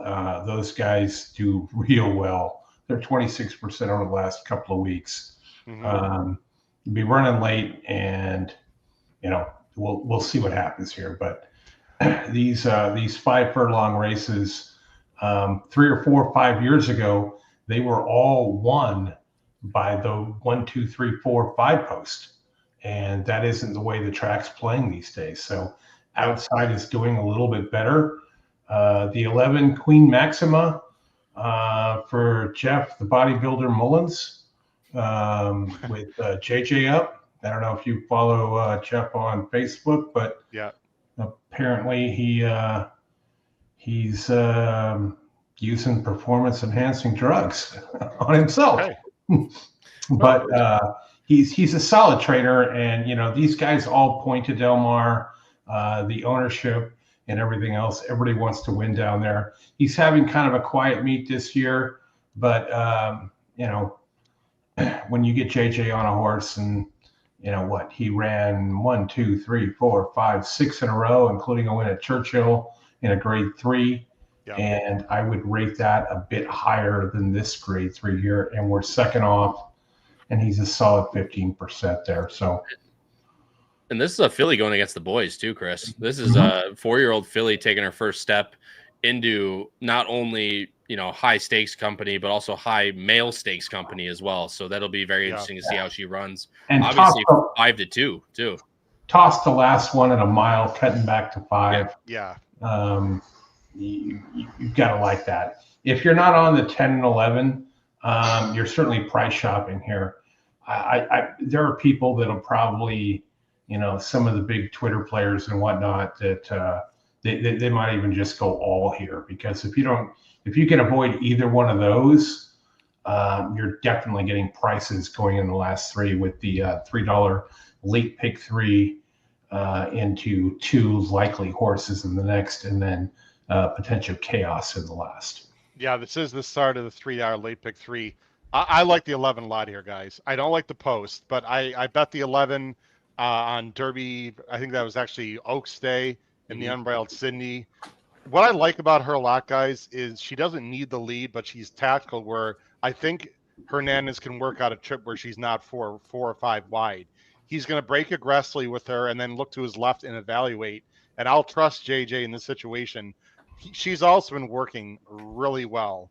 I watched the works lately. They've been working with Notorious, although I know it's different connections, but they must be working guys like the stake works are at the same time, because she was on the turf at the same time Notorious was, like working almost together in a weird way. And she went by Notorious. I know it's just a work, but I think she's absolutely sitting on go here. No, if she's not wide, this is my top pick. Now, let me explain to everyone. Let me take the PBs off the screen. Just full disclosure. So first of all, I'm 4, 10, 11 in my pick 5, mainly 10, 11. I just chalked out here. Like I said, I'm worried about Noah's 7 just a little bit. If anyone else wins, I'm just going to lose. However, myself and Davey Lane. If you don't know who Davey Lane is, great handicapper from the UK who's currently sleeping right now because it's 6 hours ahead Chicago time. So he'll be getting up in a few hours. We played a parlay, guys, and it's so cool in Europe. We'll expound on this after the race because I don't want to take too much time right now. We played a multi-horse parlay with horses this weekend, not just today, but tomorrow. Let me tell you something. If Queen Maxima wins or my long shot in this race, which I'm going to talk about, that would help Davey and I immensely. We have based like a 4, 5, 6, 7 horse parlay, which you can play in Europe, which, boy, I wish we had that here, guys. But it's very cool. We've already won on a bunch of them. No real long shots, but this is my long shot of the sequence, guys. Let me talk real quick, and I'd love to hear your opinions, as we've got about, 7 minutes to post here. The number 4, Sereno Sky. I already played a reverse tri-key, which worked well for me earlier today at Saratoga. No, we talked about this horse on the show. I like improving 4-year-olds. This is the quote-unquote other D'Amato, right? And I just want to show the replay. If you like, this is the last race. And no, I'll let you talk about as we went through. You already know what you're going to see. If you like Boss Sully and who Noah likes, and I think it's interesting, the number 7, who was the 4 in this race. I don't know how you don't like Sereno Sky in this race. Sereno Sky is the 3. Boss Sully was the 4. The 3 broke really slow in this race and is already, you can see right here, has already lost about a length and a half. I'm going to fast forward into this race. Kyle, I don't know if you've seen this, but the 3 is in between horses, Sereno Sky, the whole time. Meanwhile, Boss Sully is just sitting an absolutely perfect trip stalking. And I like the way Kyle and Noah and Chris, the way that she finishes, because she doesn't give up. It was a very slow pace, by the way. And towards the end of this race, she's reaching out and only loses the Boss Sully, the 4 here, by a length. Again, Sereno Sky is the 3 here. So when you see this margin of error, guys, when he number 1 broke slow, and 2 was in between, I'm interested, Kyle. Probably more underneath, but Sereno Sky should get a nice trip.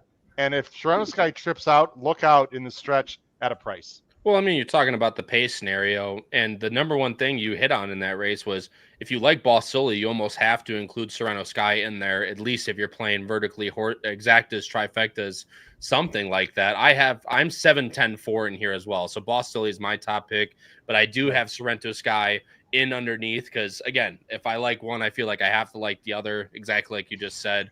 That last race was very good, off a layoff. Second time, filled the motto, risk bully at 8-1.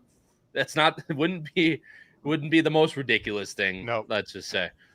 No, we got 4 minutes left. Do you want to talk about any other horses? I know the number 9 is taking some love in the mutuals at 10-1. Mike Smith. This is a long layoff. He's got numbers in his capel. I just don't like Smith in a turf sprint off a layoff. But you're getting 10-1 if you like first piece, the 9. Yeah, I mean, if you like him even a little bit, I feel like you definitely got to like the 10-1. He's got numbers on the page that certainly fit. I know the last one he's got a 101 that was going 2 turns in the wicker last year, but he's been proving sprinting. We talk about it sometimes. The 6.5 down the hill definitely is not the same as the sharp 5 furlongs at Del Mar, and it seems like one of those cases where Glatz always kind of avoided a situation like this. He's always, kept them at 6.5. Yeah. Tried to mile a couple of times. I wonder if this is to a point where maybe they're using this to maybe springboard them into a decent sized race at Santa Anita, because I know that that beat's coming up. But I don't know. I guess if you like an 11-1, he's a decent bet. I kind of want to go back to Queen Maxima for a second, because they tried 2 turns last time. She was not very good. I know maybe she just doesn't love the inside or whatever. I feel like the connections probably are thinking Breeders' Cup Turf Sprint, right? Because, I mean, they could have just put her back on the bench, ran 6 or 6.5 at Santa Anita and collected their paycheck. But I feel like they know what they have here, don't they? I think so. This is going to be very interesting. If like someone wires the field at a big price, would I be shocked? I just know. I'm not a huge fan of 5 furlong turf sprints. Chaos can ensue. You never know. The break is so important. I'm going to turn the sound on, guys. Make sure everyone hears it here. Hold on a second here. All right, Howard. Quickly, my late pick 3 here for $3 is 4, 7, 10, 11, 1, 6, and I'm not going to give it out, but the Noah horse. Okay. If I were to do a $3 pick 3, I'd go 4, 10, 11 with 1, 6 with 5, 8. Noah and Kyle, real quick, do you want to give out a $3 pick 3? Oh boy, I'm Noah. I know this is a sight for sore eyes, but I'm actually not playing the pick 3 just because it feels like you have to make a decision in the Classic, and I really don't have much of an opinion. I'd argue against it just because of how much I don't like this race in general. I'm Sorry. riding with Brand Ederson in his pyramid turf pick 3. I'm not going to give it out, but I got 10% of Brand's action. So we'll give it out after this. All right. The horses have now reached. All right. So you guys hear that? Okay. It's post time. Awesome. Actually, wait. Dog is going on. Yeah, mine is muted, so to make sure that wasn't me. All right. I'm going to make a wager here. But yeah. This race is just speaking of that and how much this race has burned me last year. I'm still a little bit sour from that last year. So we'll take it. And that horse is also back in here, and it's 17-1 is just yeah. One thing I know for sure that Noah is interested in is the last race. I know that for a fact because I've talked to him. Brilliant. There's also some weird very interesting breaking news about Noah today that I just found out. And Noah's like, what is that about? Maybe I'll let Noah think about something that happened with him today that we needed to discuss. But anyway, good luck to everyone in the green flash. Sky. Don't blink. Motorious. It's going to take less than a minute. Noah, we are jinxing this horse into oblivion, dude. He's got absolutely no. we are throwing this so hard. Here's Booksmart. Come on, Ayuso. Ayuso. He's on the 7, Noah? He is. Just what happens. You want him, what, maybe 2 lengths off? Is that fair to say? Yeah, somewhere around there? Seeing like second flight. Last. Okay. Just comfortable, right? We'll basically take the wherever he is. stall. Okay. Yeah. You know what the funny I'd thing love is? to wish Noah? you good luck, but Moving in. I can't. Sorry. You It's all right. want Hey, to know it's something funny. funny, Noah? I didn't even cancel that win bet Oh. on Vibes. I forgot to. Did you guys What? just press something? We don't have the sound now. Did someone just press something? I just lost it. God No? bless it. I don't know what happened. Okay. Well, hold on. I got it. Put it up, Yep. please, I got Kyle. it. I don't know what happened.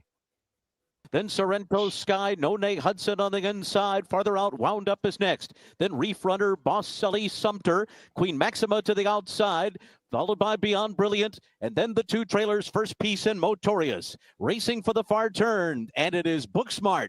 Edwin Maldonado using that early speed. They've opened up 2.5 lengths, running a 21.41 quarter to do it. Nene Hudson is second on the inside. Right up alongside is Virat in third by another 2. A wide run for Wound Up, and then Sorrento Sky to the inside. Motorious has been swung to the far outside. Still a lot of work to do. Into the final furlong. so get the Booksmart, sports outside. Nene Hudson coming up the rail is Reef Runner on the outside. Here comes Sorrento Sky charging down the middle as well. Motorious just kicked it in. Here he comes. And Beyond Brilliant too. Here's a wire. Oh, it's a photo finish. Reef Runner or Motorious. It's That the wire horse. together in the green flash. Beyond Brilliant was third in 55.90 seconds. Oh my lord! Are you kidding? I don't know if Mortori's got there, guys. I have no idea. It was close. Are you kidding me, Reef Runner? Is Charlie watching? He's if probably he is, not. I'm gonna jump off. I You know what? apologize. I don't know Oh, what look. happened, guys. We lost. I don't. What? How did Reef Runner get to the rail? First, He of just. all, I have no. I don't He, know, but that's a hell of a ride. From that's Boston. insane. Oh, is that Paco too? I this is very tight. I don't think he got there, guy. I don't think Mortori's got there. Ooh, Oh, it's very close. they're so far apart. No, Yeah. you watch Delmar. I don't even want to say it. Oh, here we go. Here's the pan. I don't think he got there. Nope. Unbelievable. Nope, not on the mirror, Are you effing kidding me? dude. Reef. Oh my god. Are That you cute. freaking kidding me? Charlie's in law school. Otherwise, we'd probably hear for this for Oh, the yeah, next 2 months. Through Now that camera's pretty much on the wire there. I'm 95% positive Reef Runner, who actually, you know, it's funny, guys. I hit the pick 6 with Charlie, or I had the pick 6 at last time with Reef Runner in a mandatory payout. I didn't think he had a prayer today. No, He does. I don't. Motorious does the same thing every time, dude. He's so talented, but he just no early speed at all. Look at where the reins are on him. Yeah, too. look at Fracey's left hand. Freysu's all the way up on his ears almost. I told you this was one that that people could have gone all in on and caught the price. I mean, That's just, oh my god. Sorrento Sky loomed Yeah. up, guys, in the stretch. I thought had a chance to go by. It's Yeah, official. 12-10. And the one Beyond Brilliant Oh wait, hold finished your third. ticket. The horse Ryan mentioned it. Hold all tickets. Oh, there's an inquiry. I don't know what, but All right, let's see what did Paco cross over. Oh, Oh, he he did. Oh yeah. Oh, take him down. He Take crossed him over, down. guys. that's Take him okay. So down. that's why Motorious was. All right, what do 80 you guys lengths back think? at the We're start. watching the head on. Oh yeah, he's Well, coming. I mean, Okay, now the question is, so we're watching the head on. Everyone's watching. Oh boy. Well, the thing is, the 11 was obviously the 11's inside. I thought the 11 maybe started coming over, guys, before Paco crossed over. Let's see here. Paco is yeah, for this. it's kind of everyone, yes, but that was No, exaggerated. he should absolutely come down, guys. Yeah. I was wondering, like, where was my Well- 11? Why was my 11 closer? Because Paco crossed over. Fortunately, we're in California to where they will do this. Well, what really hurts. I mean, that's big. mean, I mean, The he problem here, Noah, if you had Reef Runner, if you do, your heart is beating a zillion miles an hour. I mean, We're biased, but Noah, here's the issue. The issue is Motori's lost by an inch, yes, and he was correct. absolutely bothered by that incident. There's no doubt about it. Yeah. Noah, I'm gonna let you talk first amongst the group. Howard I'm sure you're first. watching the same thing I am right now. What's Howard your first. honest opinion of what they should do here? Chris, what were you saying? What if we could have a yes or no pari-mutuel wager while they determine this? Wouldn't that be cool? Live betting. To go into what I was gonna say, I would bet yes. I think he clearly comes over. Right. It's no secret. We're going. How did Paco get over to the rail from the 12 post? Well, there you go. That's how. That's That's exactly. And you know what? We've seen this crossover move, Kyle, a few times at different tracks this summer, and every time it seems like they've taken him down. Remember, Pratt got days. Remember, that was much less than this, in my opinion, at least. And Someone else crossed over and got taken down. If Notorious ran Chris ran a fourth, non-threatening that's what I was fourth, going to say. Yeah. I'm not sure they would take him down, but I'm watching the pan here. I mean, Notorious was absolutely steadied out of there. He loses a length and a half there. But how did Refrunner still get to the rail though? Because he didn't have the lead. How the hell? Well, my 11 was obviously severely bothered. That pisses me off. Of course, it's Paco. But okay, here we go again. Kyle, your honest opinion, Kyle, should he come down? In the chat, everyone, should this horse come down? There's a lot of no changes in the chat that I see based off the stop. My problem is that what would you honestly quantify that he lost right there from that? A length and a half, 2 lengths? At least the length. And what did he lose by? An inch? Yeah. I mean, my 11 clearly had the 12 actually didn't bump into anyone, but the 12 comes over, the 11 reacts to it, and I think comes down. The problem is Paco doesn't make any attempt to correct. He just he's got his left blinker on. He's cutting 4 paths over. He's literally looking at it too. Yeah. He's literally looking at it. Yeah. Hey, by the way, I'm going to cut you off.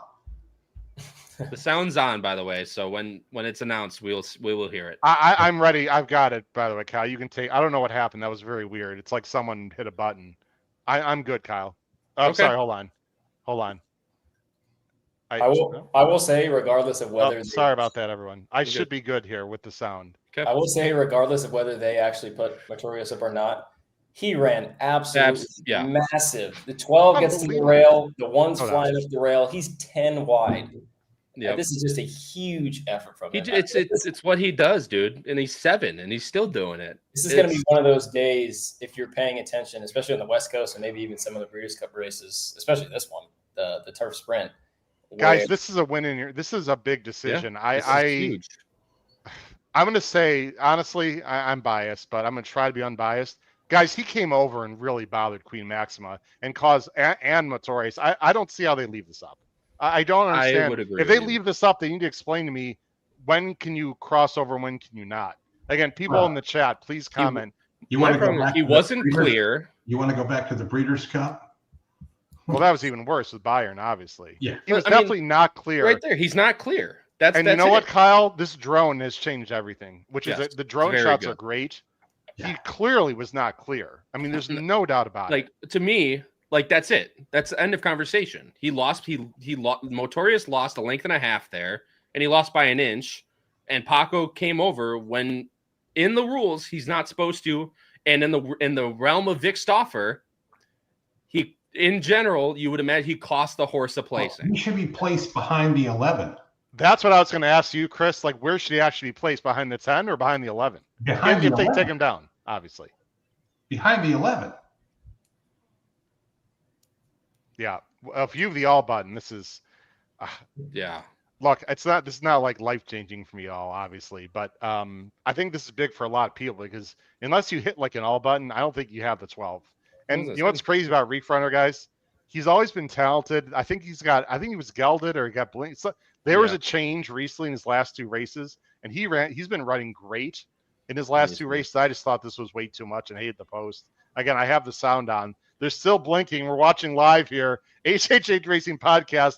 Will Refrunner at 18-1 stay up? They're taking a long time, guys, which is not good for Refrunner, right? I think we'd agree that the longer the better. Well, I think I'm gonna go on a limb. They're checking my tickets. To check my tickets first to see if I have 12. No, I'm gonna go on a limb and say that he's coming down. They're trying to figure out who he should go behind. Where he should go. Yeah, that's my opinion. I could be wrong. What's that, Chris? No, that makes total sense, Howard. Does he come behind? Yeah. You put him behind the 10. Is it finish 12-10, or does it finish 12-1-2 and whoever came in? And he finished his behind the 11. After the 11. Terry Frank wants us to get Vic on the bat phone right now. I would have to believe Vic would say he absolutely should come down, knowing Vic. You would this imagine. is just Well, call him crazy. up. And Howard, to answer your question about Reef Runner, he was gelded before his last race. Okay, I knew. So I still like to see the whole replay, and I apologize we didn't get the sound in the first 5 seconds. Everyone, I don't know what happened. Ladies and gentlemen, there's this been is a disqualification in this race. Yep. Wait, they just The said stewards have disqualified number 12 Reef Runner from Yes. first to second place. So they Wow. put him second. Causing interference at the start to Hold number on, 10 guys. Motorious. Let's listen to 10, this second. 12, 1, 2 will be the revised. I'll say put it under the tent. So they didn't. Hold on, Chris. Let's hear what That's Colvin it. has to say. Hold on. That's it. Sorry. I thought you might. No, 10, Go on. 12. Do that after the Yeah. the center circles. They'll do it after they go back to the barn and Right. stuff. Yeah. 10, 12, 1, 2, Motorious wins at actually 9-5, Chris. If you like Motorious, Yeah. I won't say a gift, but 9-5 is a decent price. And no, you're exactly right. All you guys are right. This horse ran. And right at the wire is correct. Only to second. I feel like it should have been placed behind the 11. I agree. But apparently you only got moved to That second. result is now official. 10, 12, 1, 2. Brad, we Kudos, got by the way, lucky to The upcoming 10. let's turn the sound off here. Yeah, I just did. I just muted it. Kudos, Noah, to Ryan, who had the 1 and 3rd, I think, on our show. But so all respect to him for that. But Noah, let's be honest, we have no idea what would have happened. Well, it'd probably fair to say Motorious would have won. We don't know what happened, but I have to watch the replay. We don't know what would happen with Queen Maxima at all. I mean, she was completely taken out of the race. And first piece, also, the 9 was bothered. It could have been a different result, at least underneath, and maybe on top, but we will never know. Well, clearly the stewards don't agree, because then they would have put the 12 in what, 6th or 7th, wherever the 11 finished. No, I'm saying it. I don't care what they have to say. Yeah, who cares what they have to say? But no, I feel like I'm going to go back to this day and keep it in the back of my mind that somebody in the Classic would have to run a 1:15. But other than that, this is by far your performance of the day. I mean, he ran absolutely massive. He did. He was closing big time. He's the only one that's really making up ground. Yeah. Sorrento Sky, by the way, got bet down to 7-1, guys, as 3rd choice, and ran perfectly fine. Again, I have to watch. I'm going to watch the whole race. We can't show it, but I want to watch the whole race in its entirety. Look, you can say what you want about Paco and Reef Runner, but that horse also, you got to give some credit. I know he wiped out 2 or 3 horses, but wow. I mean, he ran absolutely huge. That is can you imagine losing a Breeders' Cup entry? That's what I was going to say. And the supplemental entry, the trip over there, the expense paid. I mean, that is, I'm sorry if you had Reef Runner anyone out there. That is absolutely brutal. I'm sorry. Connections wise, man. Yeah, that's absolutely gutting to see your horse cross the wire first, especially for a win in you're in, like you said, all expenses paid trip to the Breeders' Cup, and it's gone just like that. I want to be very careful with what I say here, because I'm starting to get some people in the chat that are getting a little some comments with Paco. Paco's won a ton of races. We know he's had issues in the past, obviously. I'm going to speak for myself here, guys, and let you expound, because we do have some time. I don't think that was a dangerous, purposeful move. He was crossing over. If you watch the replay, he did look to his left, guys. And I think it was a little bit too late, though, because he looked to his left and then realized, ooh, I already crossed over.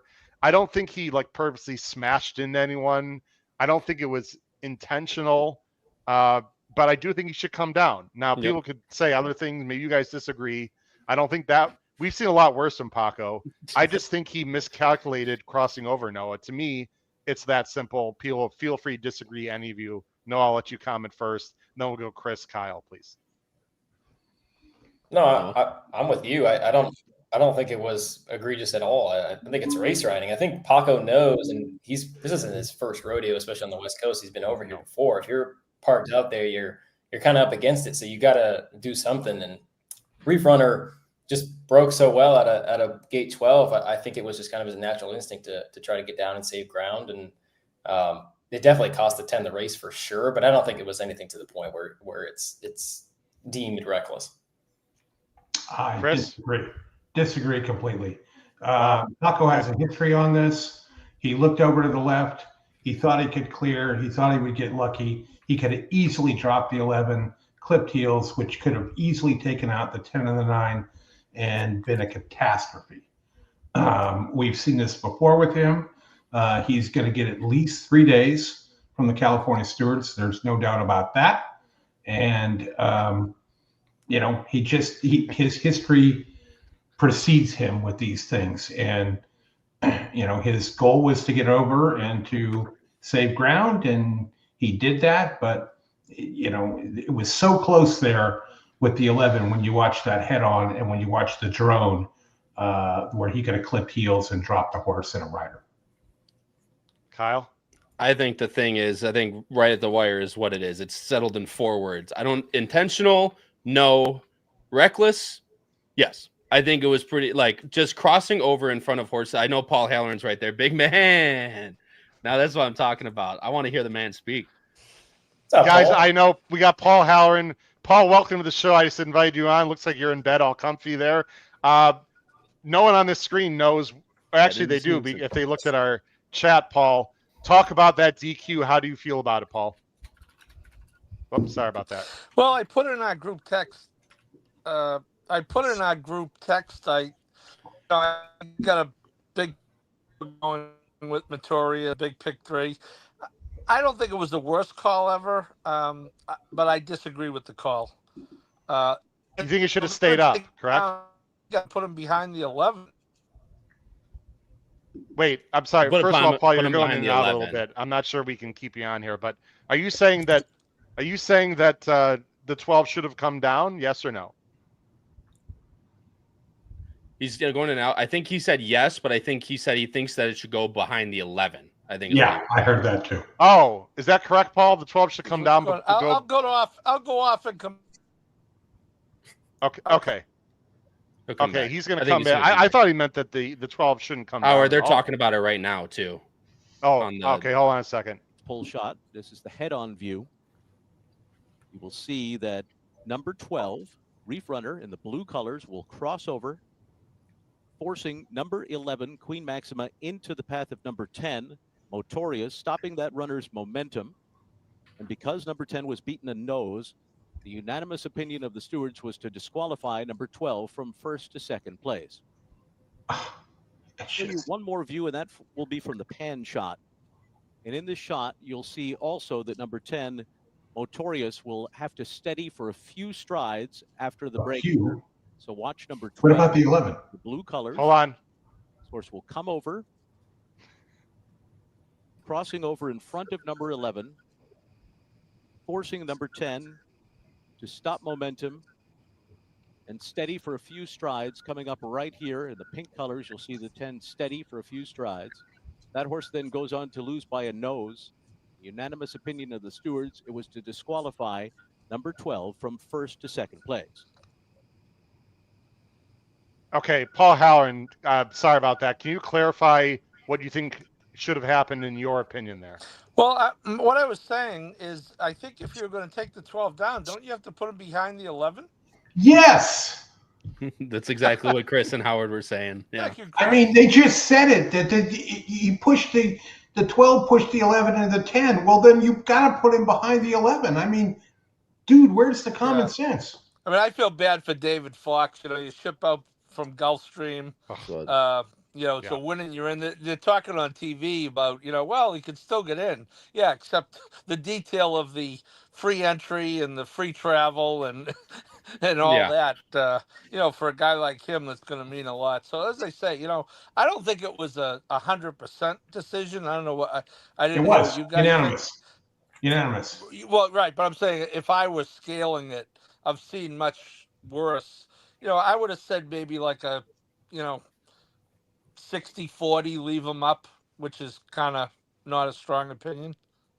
This is California. That horse is coming down. 100%. Wait, you're saying 60-40, leave the 12 up, Paul, in your opinion? I would have left them up, yes. Wow. And I benefited. I had $0 on him. And I have Motorius in a couple of decent plays, but he's chalk. Okay.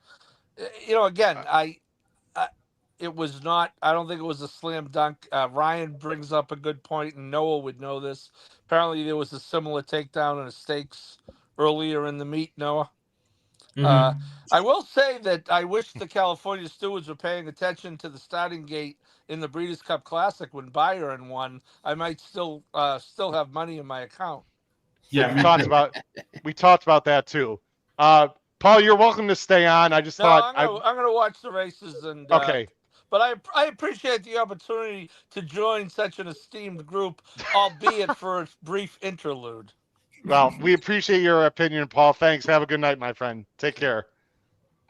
All right, Paul. Wow. Well, look, that's what makes this game great. I just watched the whole race, guys. Noah, I thought Boss Sully was going to give up the rail. Boss Sully didn't give up the rail to Reef Runner. Reef Runner guys actually checked slightly in the middle of the turn and had to go behind Boss Sully and still ran on the inside. I mean, that was look, let's take Paco out of it for a second. That was a huge effort by Reef Runner. I mean, unbelievably big. Yeah. We have no idea what Queen Maxima would have done in that race. For that reason, I'm very bummed about it. Anyway, we're going to move on, guys. But Motorius is going to go back to the Breeders' Cup Turf. And Noah, you'd have to imagine, if he stays healthy, there's going to be good Euros coming in. I mean, he's going to be another threat in the Breeders' Cup Turf Sprint. You'd have to believe. He's going to be one of the top 2 or 3 choices right now, right? I mean, you think so? I know we saw a couple of them today. A.G. Bullets, Howard Wolowitz. I know Bring the Band Home for Cassie's run some big numbers up at Saratoga. And I think they'll probably end up, trying to point to that spot. So, I mean, I think he's got as good a shot as anyone in there. All right, we're going to move on, guys. I cannot believe what I'm seeing right now. I'm totally serious. I was just oh my. Actually, you know what? I think I do know. This is crazy. Actually, I think I do know. This is an unbelievable situation. I got to be careful how I say this. The odds right now, the Pacific Classic with 13 minutes to post. Fierceness is 5-2. Okay, I can understand that, although I thought he'd be lower. Journalism is 1-9. Let me repeat that, everyone. Journalism is 1-9. Fierceness is 5-2. Guys, did you look at the pools? Like, what kind of win bet are we talking about that was entered? Any of you? I mean, the pool right now is there's $1 million in the win pool alone right now. 215,000 is on Fierceness. There's 705,000 on journalism. And so also, our lawyer friend said, "Be very careful, Howard." So, I understand, Matt. I got you, Matt. I totally understand. Thanks, Matt. I hear you. That's why I said in the first place. Okay, Chris, let's do some math, shall we? Let's assume journalism is going to be the favorite, and there's 216,000 to win on Fierceness. I'm going to say that journalism would have somewhere in the range of maybe twice as much at most. I'm going to say 400 versus 216. I'm going to say there was about a $250,000 win bet on this horse. Does that sound about right to you? Probably, but I think we should bring the lawyer on. If the lawyer's home and free, he should come on. I think it's best that he doesn't come on. By the way, Matt did not put the bet in, everyone. So I don't want to start rumors. Of course. I will just say that. Let me just put it this. I have a feeling I have an idea why journalism is that low. Where the money might be coming from, I don't know for sure. I don't want to even say any more than that. Again, no, it's not Matt Miller bet. Okay. No. So anyway, I just want to leave it at that. But I'm going to say that doesn't surprise me that this happened. When I say this happened, guys, I mean a major big win bet on journalism. Now, let's talk about the race. $1 million. Obviously, Nisos came out. Chris, it changes everything. The odds are going to change a little bit, right? I mean, I'm not saying the money's going to be pulled off, the pool, Chris, but there's going to be some deviation here. What do you think the odds should be, Chris, in this race? As I go and bring up the PPs right now. Honestly, Howard, I don't care because I'm locked into multi-race wagers. So I'm on this mainly the 6 and with the 1, but the 6 could be 1-20. The 1 could be 3-5. It really doesn't matter. I'm locked in on the late pick 3. Well, I asked that, Chris, not assuming you're going to change a win bet. I'm just saying for people at home that are listening and watching and trying to decide what to do, what do you think the fair odds or what the odds should be, or just a general conversation, Chris? Well, I think if the odds hold up where I look at them on the screen right now, and you're going to make a entertainment play on a win bet, you should look at the 2, 3, 5 or the 7 or 8, because you're going to get paid. Those horses are way bloated beyond what they should be if the 1 and the 6 don't fire. But I mean, I didn't look at what the probables are here on the exacta with the 1 and the 6. Okay, so it's 2 to 1 over 6 to 5. What's interesting here is the doubles, guys. So this is why the odds are messed up. Go ahead, Kyle. I know you're going to talk about it. Go ahead, Kyle. What are the doubles? Good. What are the doubles, Kyle? Go ahead, tell everyone. Paying from Motorious, if you remember, 8 to 5 favorite in that race, to Journalism, who's currently 1 to 5, you're getting 11.20. So that would be $5.60 to 1 in the double pool. If you want Fierceness, you're getting $9.10 again for the 3rd race in a row on the double pool. So realistically, they're not that much different in the double pool. They're not. It's less than 2 times per from Journalism to Fierceness. Right. I think what the fair odds would be to your question, I probably, especially with Nisos out, I probably would have said 3 to 5 and even money. And then the rest of them are going to be, in the double digits, just because of how many people are going to see this as a 2-horse race. I would assume that's how it's going to shake out. But, what do you guys think the odds off? The off odds are going to be on the 1 and the 6 when we get once they release the gates and we get to the quarter pole.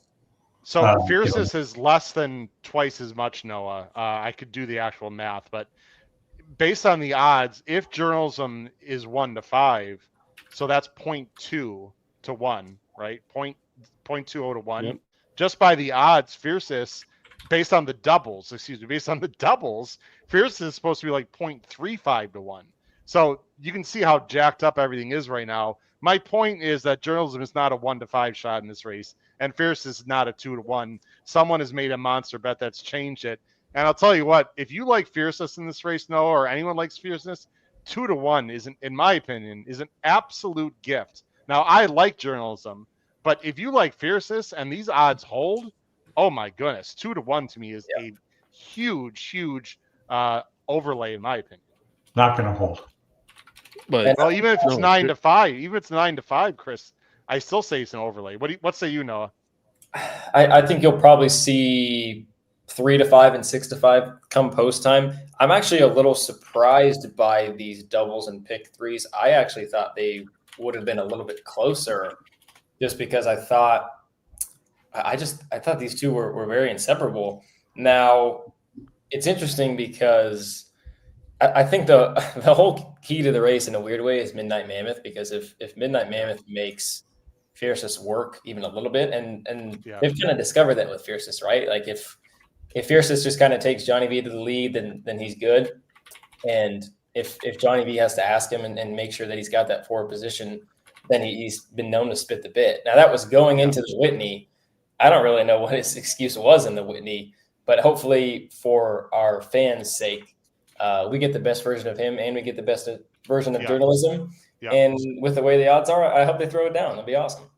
That would. Hey, Kyle, do me a favor. Can you take your other screen off, just because I'm not sure if that was the issue or not, but yeah, thank you. I appreciate it. I'm not blaming you. I don't know what happened there. Guys, this horse right here, Kyle, if something crazy happens, I think it's this horse, the number 5, Indispensable. It's not like I know it's Paco. I get it. It's not like we haven't seen Sadler do this in the Pacific Classic, Kyle. Indispensable costs $825, is a Constitution colt, has gone 1 mile and 1/8, and look, faced Most Wanted, Muth, some pretty good horses last year. I know he looks overclassed, but this horse is working great. And if something really weird happens, to me, it's the number 5, Indispensable. That's my opinion. I think this horse has an outside shot. Well, I think this horse has a big shot to finish 3rd and a outside shot to finish 2nd if something weird happens. And if something really crazy happens, I think this could be your winner if the real weird happens. But this is my other one of the two. Well, and I tell you what, again, Paco comes in here to ride. Again, I know everything happened last race, but Paco comes in here to ride. By the way, Kyle, horses. sorry, can we possibly imagine, guys, if that would be this race? Sorry, that would be Kyle, something. No, you're fine. I mean, we literally saw crazy stuff happen last year, and granted, this is a completely different race than the Pacific Classic last year. But Mixto won last year at what were the odds of Mixto last year?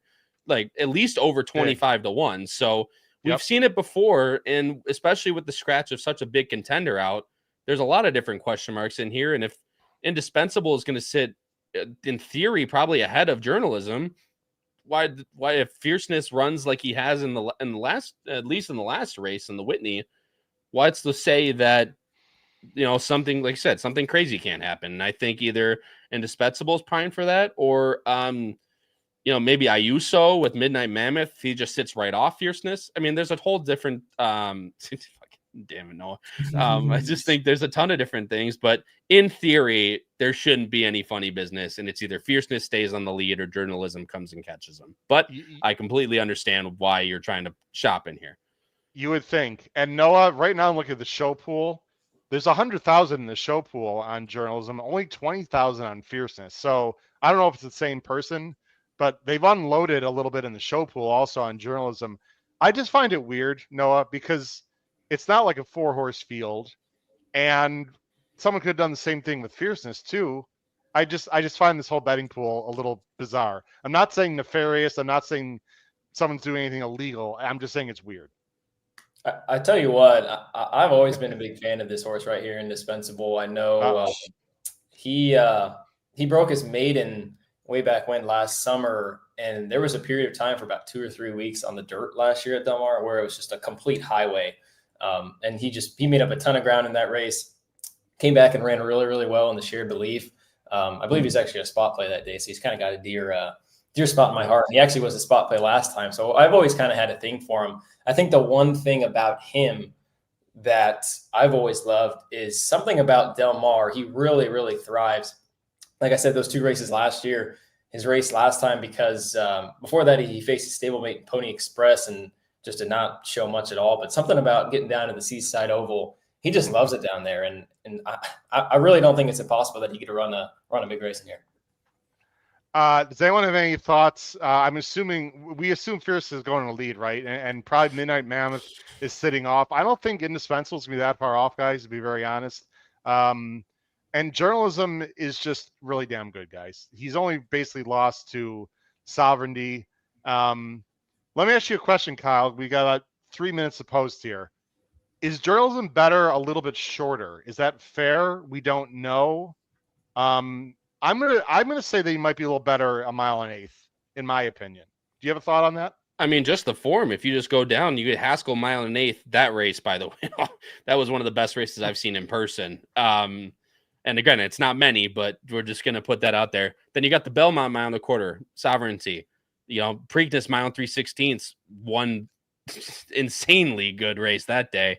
Yeah, I mean, you just look at the form and you could easily see that there's evolves a pattern, whether he's just better at a mile and an eighth, or unfortunately, he's just not as good as the top 3-year-old in the country. And that's just the way it goes. But I think if you say that he's just not as good as a mile and a quarter than a mile and an eighth, I don't feel like anyone can fault you for saying that by any means. I don't think so. I've got the sound on. I just want to make sure it's going to be okay. No one's make sure no one presses any buttons again. That was probably me on there. Guys, it's 8-5, 2-5. So it's starting to change. But again, and I'm a math guy, so I think this way, Chris. Right now, obviously, Fierceness is 4 times the price of Journalism, but less than 2 times the price in the double. So the odds still haven't completely, they're still a little bit skewed, Chris, is my point. It'll be 2-5 and 4-5 when this is all said and done. I don't think so. I think it'll be 3-5, 6-5. I think that's my guess. Yeah, there's 1 minute to post. Well, Howard, we got a lot of people watching right now, so yes, we should tell them to hit the like and subscribe button, hit the bell button, follow the show. Please do that. Yes, like and subscribe for sure. We've got a great tip sheet. Also, look below the video player for our Power Picks tip sheet. Comes out on Saturdays. It's inexpensive. It's very profitable. Look at patreon.com. Look below the video player for our Power Pick tip sheet. No, these doubles are kind of all right. juicy. Will we see a beholder? Will we see a flight line kind of win? No. Are we going to see a close finish? That's very possible. Can Fiercest get back to one of his better efforts? This is a dead send, by the way, right, Chris, for Johnny V on the rail? It's got to be, right? Has to be. Has to be. He didn't come out here all the way to not do that. If he doesn't break well, he is screwed, and then journalism will run them all down. Real quick whip around. I'm going 6-1-5. Noah, your top three? 1-6-5. Kyle? 6-1-5. Chris? 6-1, and I don't care. Good luck to everyone in the $1 million win-in you're in for the Breeders' Cup Classic, Pacific Classic. Here we go. We will not be talking through the last one. Larry Colmus. Good luck, everyone. Tarantino going in. They're all in line.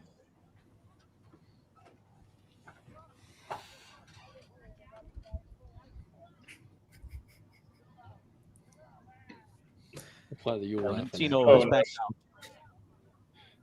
Okay, they backed out Tarantino the 8 to reset. Standing well. Tarantino goes in. Ready for the start. They're off in the Pacific Classic. And Fierce angled to the inside, almost went into that temporary rail at the beginning of the race. So there goes Tarantino from the far outside to take the lead, and journalism is lasterly on.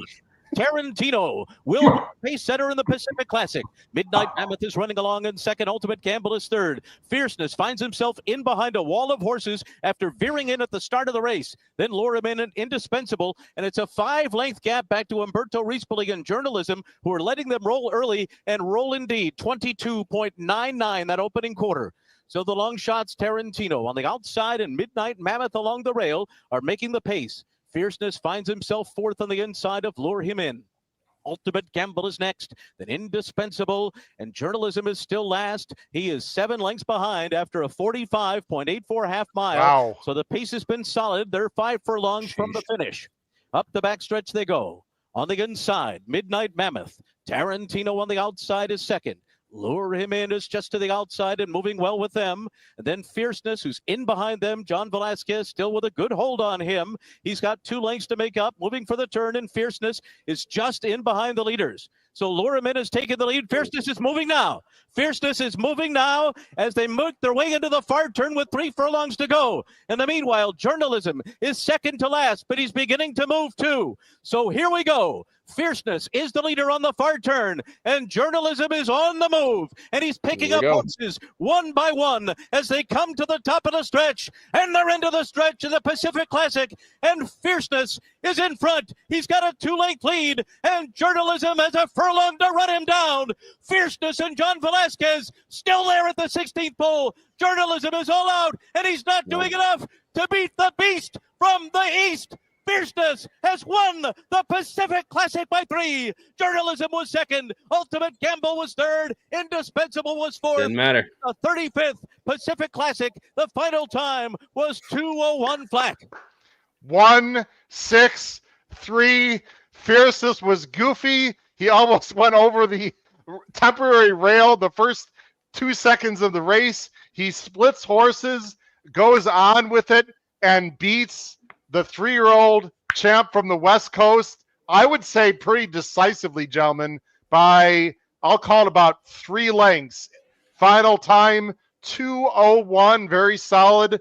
1-6-3-5. Congratulations to anyone that had Fierceness. The final odds, 2-5 and 8-5. It stayed that way. Here's my first question. No inquiries right here in this race? I don't think so. No, unless the temporary rail wants to put up an inquiry. Yeah. No, I don't. What a crazy start. I mean, wow. Guys, I didn't like where Fierceness was the entire race, but you know what? Johnny V kept his calm. What a great move to split horses. I actually thought, Kyle, when he was going to split, and we were watching the pan, it's hard to see. I thought he was going to come through on the inside. Like, I thought he was going to go through the rail, but for some reason, the 2 leaders actually obviously were several feet apart, and I love that move by Johnny V. I absolutely love that move. He didn't mess around. He didn't take any more dirt in his face. He took it to it. I got to tell you guys, I saw zero, and I mean zero excuses for journalism here, Kyle, at all. No, I mean, Fierceness got the jump on him, and at the end of the day, it's probably just what Fierceness is 4, he's 3. He's probably just a better animal as he's gotten older. It's good. It's going to be very interesting coming down, but like I said, in another renewal of what's going to be shaping up to be a pretty damn good Breeders' Cup Classic this year. Like I said, Fierceness just gets the better of him today, and we'll see how it keeps coming down to November at the same exact track. And Chris, he didn't break well, obviously. I mean, what a job. Can we look? I don't think we can say enough good things about Johnny V in that race, Chris. I mean, that was unbelievable. Athleticism, balance. He stayed calm. This is why he's a Hall of Famer. He made the right move on the final turn. He didn't let journalism get to him. I give major kudos and props to Johnny Velasquez on that ride with Fierceness, my friend. Okay, so first of all, Paco bumped journalism at the start. So go watch. No, he did not. I was watching very carefully, Chris. Journalism came over, if anything. Nope. I'm gonna push back immediately. We'll try to show the head on, but I'm 99% positive because I was watching. The only thing I was watching, guys, was the 5 and the 6 at the start, and I'm telling you, journalism actually came over slightly. I'm 99% positive about it. But anyway, Sovereignty will smoke both those horses at Del Mar. Smoke them. Smoke them. I mean, wow. if Fierceness runs that race against Sovereignty, he's done. I don't care. I don't care if you bring back Lafitte Penkai, anybody to go run that horse. He's done. This was a weak field. It was, you had 2 decent horses there. Johnny V made the move because he had the lead there. And, and it just, for me, another suspect ride for Rispoli, right? Like, you don't close from last in 2-turn races at 1.25 miles at Del Mar. No one will tell you that.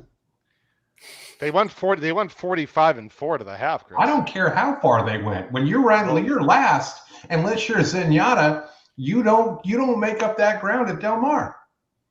Noah, your thoughts on that? You're a Del Mar expert. I just want to go back to giving Johnny V props because I agree. I think he won the race with that move around the far turn, but he could have just sent then, and he decided to actually wrangle back a little bit. He kind of used him a little bit to get out into the clear.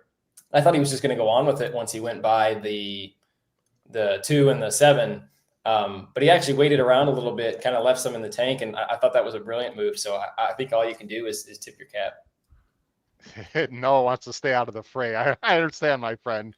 I agree. I didn't even mention that. Very astute, Noah. Once he cleared, he didn't shove, right? He cleared, but he didn't. That's how, look, when Fierceness is good, guys, he's really good. We all know that.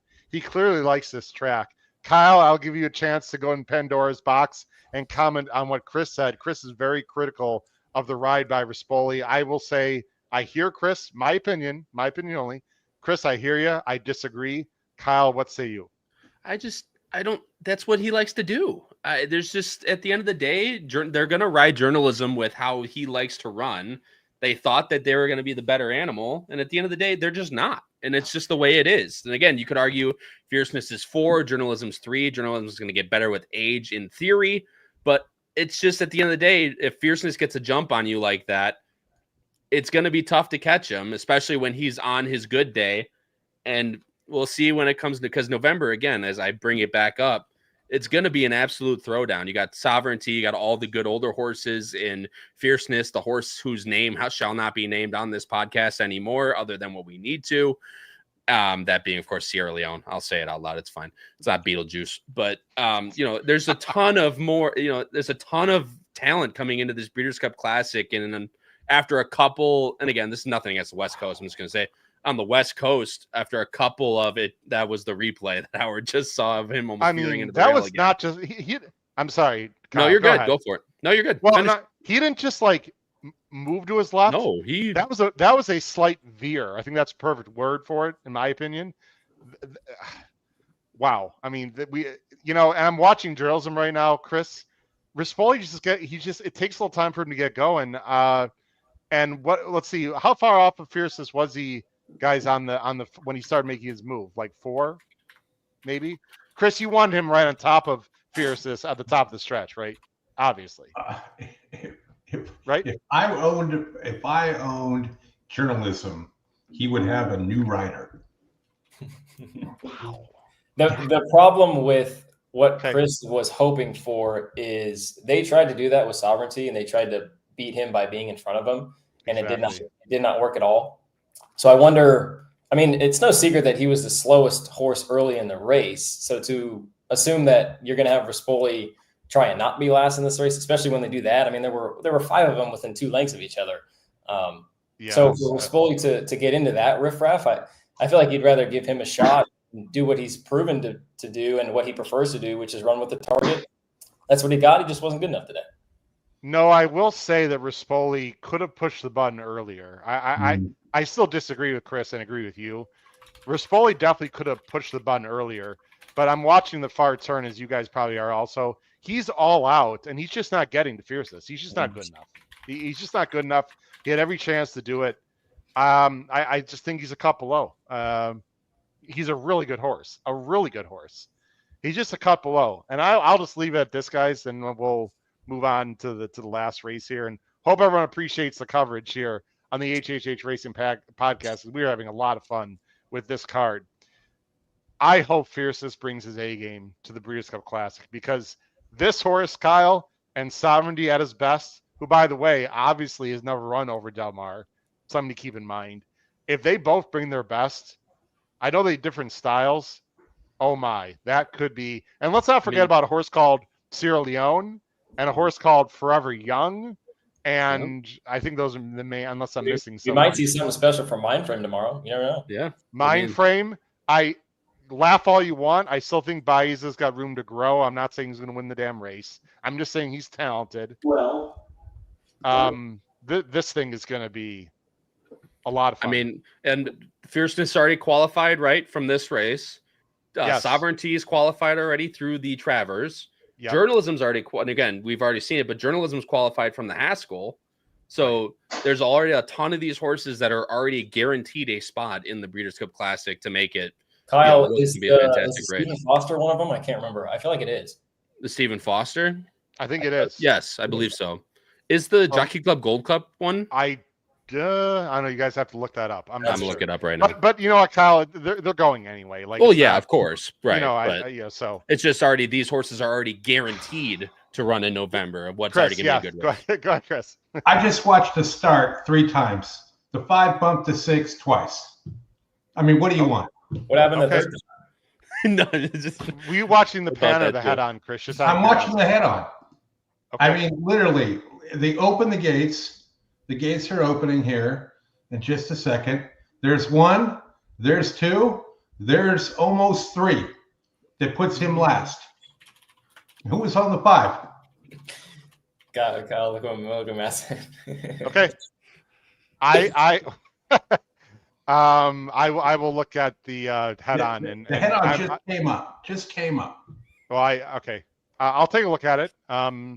You're saying that's the reason why Jerome was last, Chris? I'm not saying why he was last, but I'm saying it's a pretty good example of why he would be last when you get bumped twice out of the gate and you're not a speed horse, right? Where else are you going to be? Like, what do you want him to do after you get bumped twice? Send?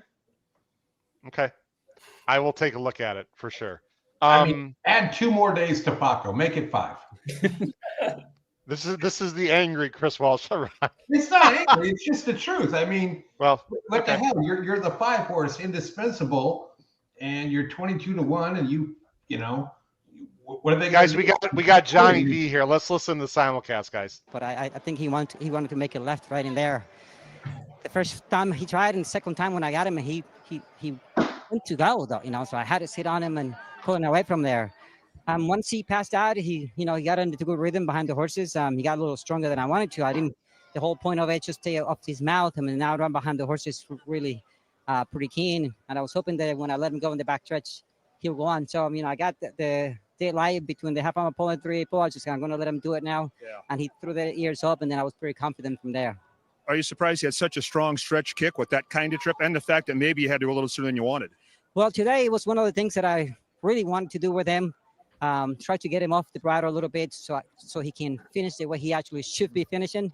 So it worked out good. I mean, after all, he took the dirt, got behind the horses, he squeezed between horses in the half a mile pole, and I let him go. And then when he threw the ears up, and I was pretty confident. Yeah. Welcome back to California. Congrats, Sean. Thank you. Nice to have it. Yeah. Fierceness gets the win. Excuse me, the Pacific Classic.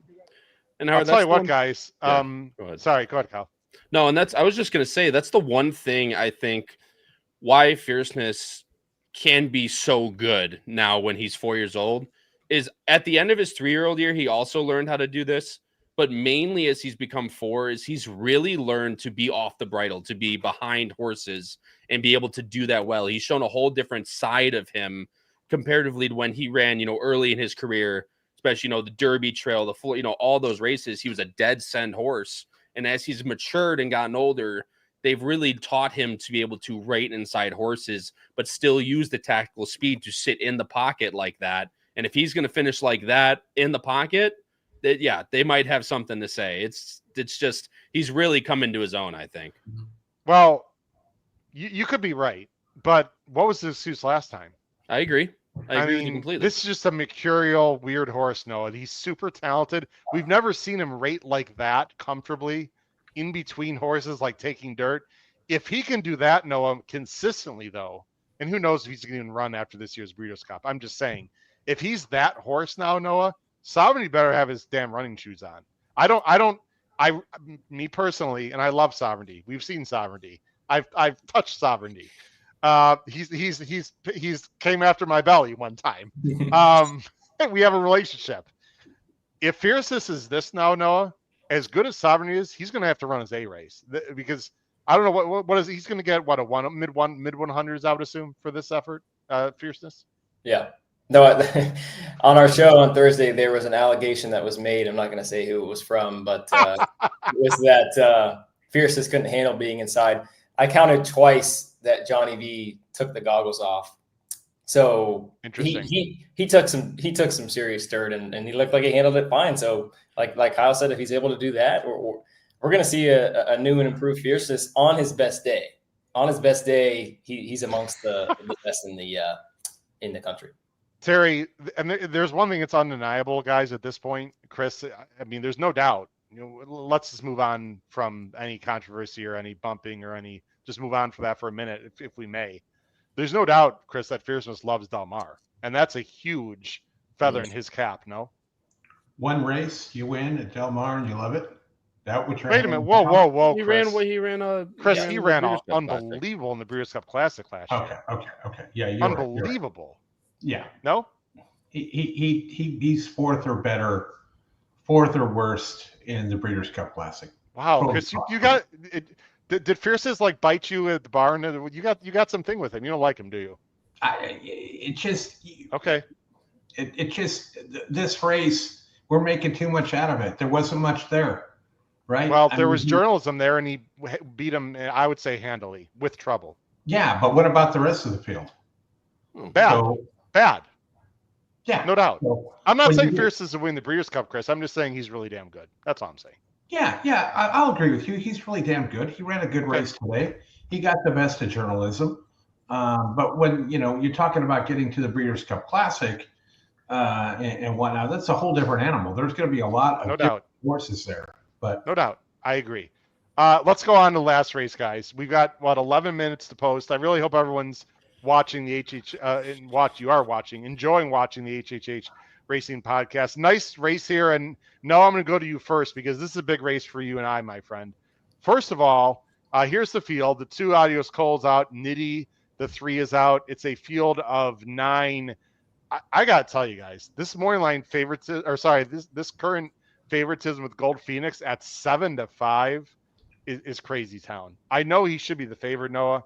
I don't know if this is a little red feather money or whatever, but I mean, I gotta tell you what, this is a little crazy to me. I think Gold Phoenix should be 5-2 in this race right now. Our buddy Atitlan, who you and I like a lot, Noah, is 9-2. And full disclosure, as I go full screen, I reached out to my good friend Davey Lane. Noah and I have a bet on Atitlan at 10-1 that we got yesterday in the Euro market. Let's go. No, let's get Attilan home, as I figured he'd be about half the price, and he is. Noah, your thoughts here on the Delmar Handicap, 300,000 mile and eighth.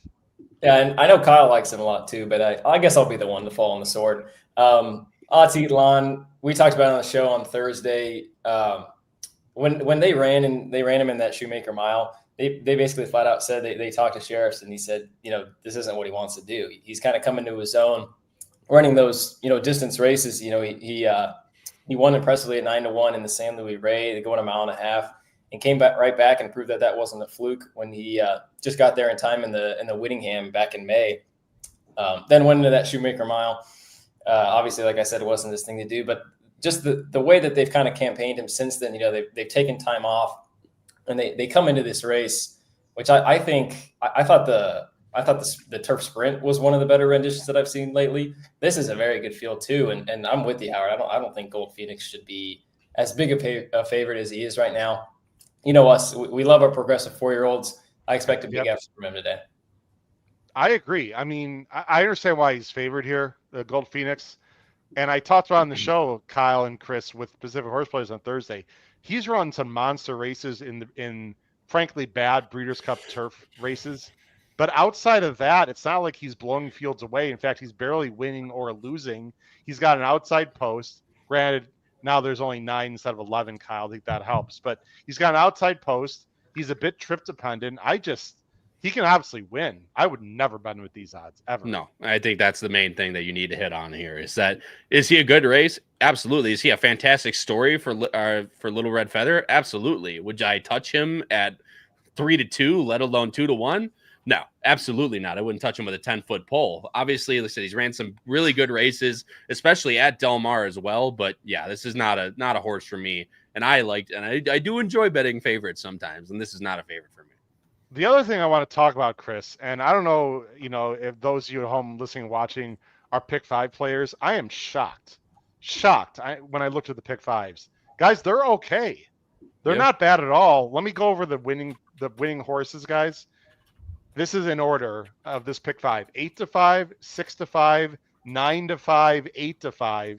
The lowest pick 5 for 50 cents is $220 to Gold Phoenix. I think on a normal day, it'd be like 140. Do we think, Chris, that fierceness is the main reason why these pick 5s are actually decent? Probably. I mean, they're not overly great. I wouldn't. Compared to the price of that cake, I could do the parlay, but I mean, they seem high to me, Chris. They do, but I've seen $300 pick 5 tickets shared as bet shares, which is no bueno when you look at those prices. I mean, favorite, second choice at 8-5, second choice. Favorite, obvious. And right. Then and you're still getting last year, which could be completely crazy. And I'm on one horse. That's the Noah horse. So, do you like Attilan, Chris? I'm on that one. Why wouldn't I be? I mean, the kid's been hot the whole meet. Yeah, Chris. I love it. Wow. Shout out, by the way. Yeah, Noah, great job with the Power Pick tip sheet. I totally agree. Let's give a shout out to Jackson Muniz, who also helps with the Power Pick tip sheet. I like the fact that he's stretching back out. I don't think there's any killers in this race. I like the way he's been working. A horse we do need to talk about, Kyle, is a few of them, as we have, about 8 minutes? I think we're good here. 6 Final minutes. Boss.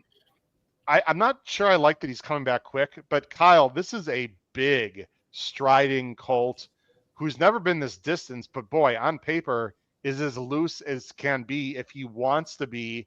It's a tough ask to go this distance that he's never been. He's only been a mile and 1/8. He's got to go another 2 furlongs here.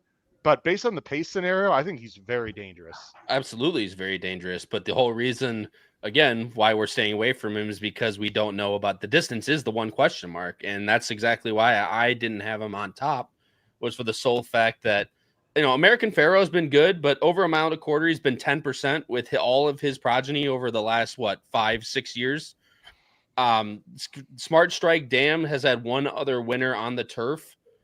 Judy with Grace, but actually it wasn't even a winner. 11 starts, never ran over a mile and 1/8, and that was 5 by 3 1/4. So again, you'd imagine that they're going to take a shot in here and obviously have a good chance given the pace scenario. But again, at another horse at 7-2, where there's so many different question marks on this horse, that's one I wouldn't be willing to bet. But given the pace scenario, I completely understand why this horse is 7-2. What, second choice, I think, right now? Yep. Now, guys, I did a little math because, I'm pretty good at it. Here's a number on the screen, 73.38. That is the straight $2 parlay right now, $73.40. Okay. If you assume that the pick 5 usually pays, twice as much as it should, generally speaking, 50-cent pick 5s pay about what the dollar parlay is, guys, because it's just hard to win 5 races in a row. What are the odds on the 11 right now, guys? 3-2. Let me check updated. Can here. someone check that real quick? 2-1 now. He's gone up a little bit. Okay. Well, then you know what? If you multiply, well, no, it's still off. If you multiply times 3, this would be the $2 parlay for 220. Okay, and it's usually about 1. So here's my point. This pick 5, and I guess it's because of fierceness, guys, is paying almost twice as much as it should. That's actual math. That's not opinion, ladies and gentlemen. That's actual. I'm a math teacher. I understand the numbers behind it. And I guess it's because of fierceness, Kyle and Noah. I would assume. I actually would think it's more of the first 2 races because I don't think they played as heavy in the pick 5 as they did in the win pool, especially the first leg. I mean, what was the 4, 8-5? I don't. Yeah.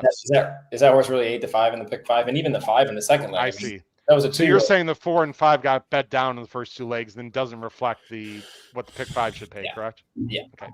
But fierceness also definitely helped, just because I'm sure a lot of people singled one or the other. Yep, that's fair. And they're also big fields too, right? So that matters also. I just anyway. Selfishly, so I'll just say it because I want to be honest with everyone.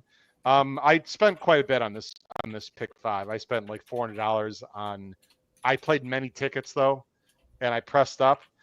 For me, the 5 and 8 gives me $2,100. If either one wins, I get $2,100. If the 4 wins, I break even. If the 7 wins, I lose a little. If the 11 wins, I lose about half my money. We have 2 minutes. Kyle, Chris, real quick. True quality off the layoff here for Jonathan Thomas. Any thoughts? I'll give him. Sure. Why not? I actually like that horse a little bit. I'm 5-7-11 in here. I think this is the other one that the distance really isn't the question with this horse. It's just a matter of does he really class up to these other ones? If he runs the Hollywood Turf Cup from last year, there's no saying that this horse can't be at least in for a piece. I understand that it definitely wasn't to the field that this race is today, but he ran a really nice race that day, and he was he was favored that day with Cheminade aboard. Comes now into here. Obviously, the layoff is the one question mark on this horse. 9-2 is a decent price, and Jonathan Thomas hasn't had the best meet as he has had in the past, and you're getting a great turf jockey, at least in Rispoli. So truly quality is definitely, I think you can make that case for a lot of horses in here. Barring, someone like Gold Phoenix, who's really tried and tested over this turf course for a long time. I agree. The $3 pick 3 that Noah chose not to play, which I understand. To Gold Phoenix, it's 128. To Atitlan is actually second choice in that bet, Noah. 191, again, considering there's 9-5, 8-5. I don't think it's that bad. And those are $3 pick 3s. The very quickly, the breaking news from Noah that I didn't talk about. Noah played golf today. Noah's like a scratch golfer. Unbelievable. Did Lucas tie you? Is that right? That Lucas tied you today, Noah? Is that true? He almost beat me the other day. I don't know if I told you that. Oh, no. Well, I knew he was only 1 stroke behind. You had to make a putt to win. Yeah. Anyway. Wait. Are we back for Destin? We might be back. Nah, I'll turn it around. Don't worry about it. Oh, my God. I shot better than Noah today. I'll take that every single day of the week. All right, guys. Last race. We really. Sorry, Chris. Sorry. Did Kyle actually say the 7 can win this race? He did. I think he did. Yeah, like off of 1 run. I said that he's the only one that's also tried and true over this distance. Yeah, if he'd have been running lately, but what the hell is wrong with him? He hasn't run since February. I understand. He won that Hollywood Gold Cup off of like 6-7 races in a season. No chance here. This is all about Noah for me, and that's where I'm at. So my money's on Noah. I'm liking the 4-1. Well, good thing we're all on that horse. So yeah, we really do it. I hope we're right. I hope it's right at the 5. I'd take the 8 also. Good luck, everyone. The mile and 3/8 Delmar Handicap. Winning, you're in, I believe, for the Breeders' Cup Turf. And thanks for joining. Hit the like button, hit the subscribe, and the bell. Hey, do we have sound? Don't we? No? No. Be hot with a Screen your screen audio was muted. I got it. The front, and will lead the way over City Exile with endlessly settling now into we do, third. right? Yep. Then comes Gold Phoenix on the outside of Stay Hot, who broke well, but is taken back in hand. 2.5 lengths clear of Atitlan. After that, it's Mondego. What is this The 10 trailers doing? are Balnikov and What are Truly you Quality. doing? They're biding their time at the rear of the field, 11 lengths off of front-running Final Boss. Final Boss and Juan Hernandez making the pace as they come into the stretch first time around. City Exile is close up running in second through a 25.05 opening quarter mile. Oh, it's Paco. Endlessly is third, 4 lengths off the Oh, lead. Howard, it's D'Amato. Set it up for the 11. Stay Hot is down toward the rail. Mondego is in Comment behind on them. the show. Balnikov is second last, just ahead of Truly Quality, racing 8 Bingo. lengths off the top. Past the finish line with 1 lap to go. Final Boss by 2.5 lengths over City Exile. Moving into that turn in 50.89 seconds. These two making that pace into the turn endlessly is third on the outside. Gold Phoenix is right alongside of a ground-saving Stay Hot around that turn. Break up a length and a half back. And then comes Atitlan and Mondego. The trailers are still Balnikov and Truly Quality as they hook up with the backstretch. Not much change in the order at all so far. It's been Final Boss all the way. City Exile and Endlessly have been chasing him the whole trip. Then comes Stay Hot fourth on the inside. Gold Phoenix is fifth. Lavian Pratt and Gold Phoenix are 5 lengths from the front, outside of Atitlan and just ahead of Mondego, Balnikov, and Truly Quality.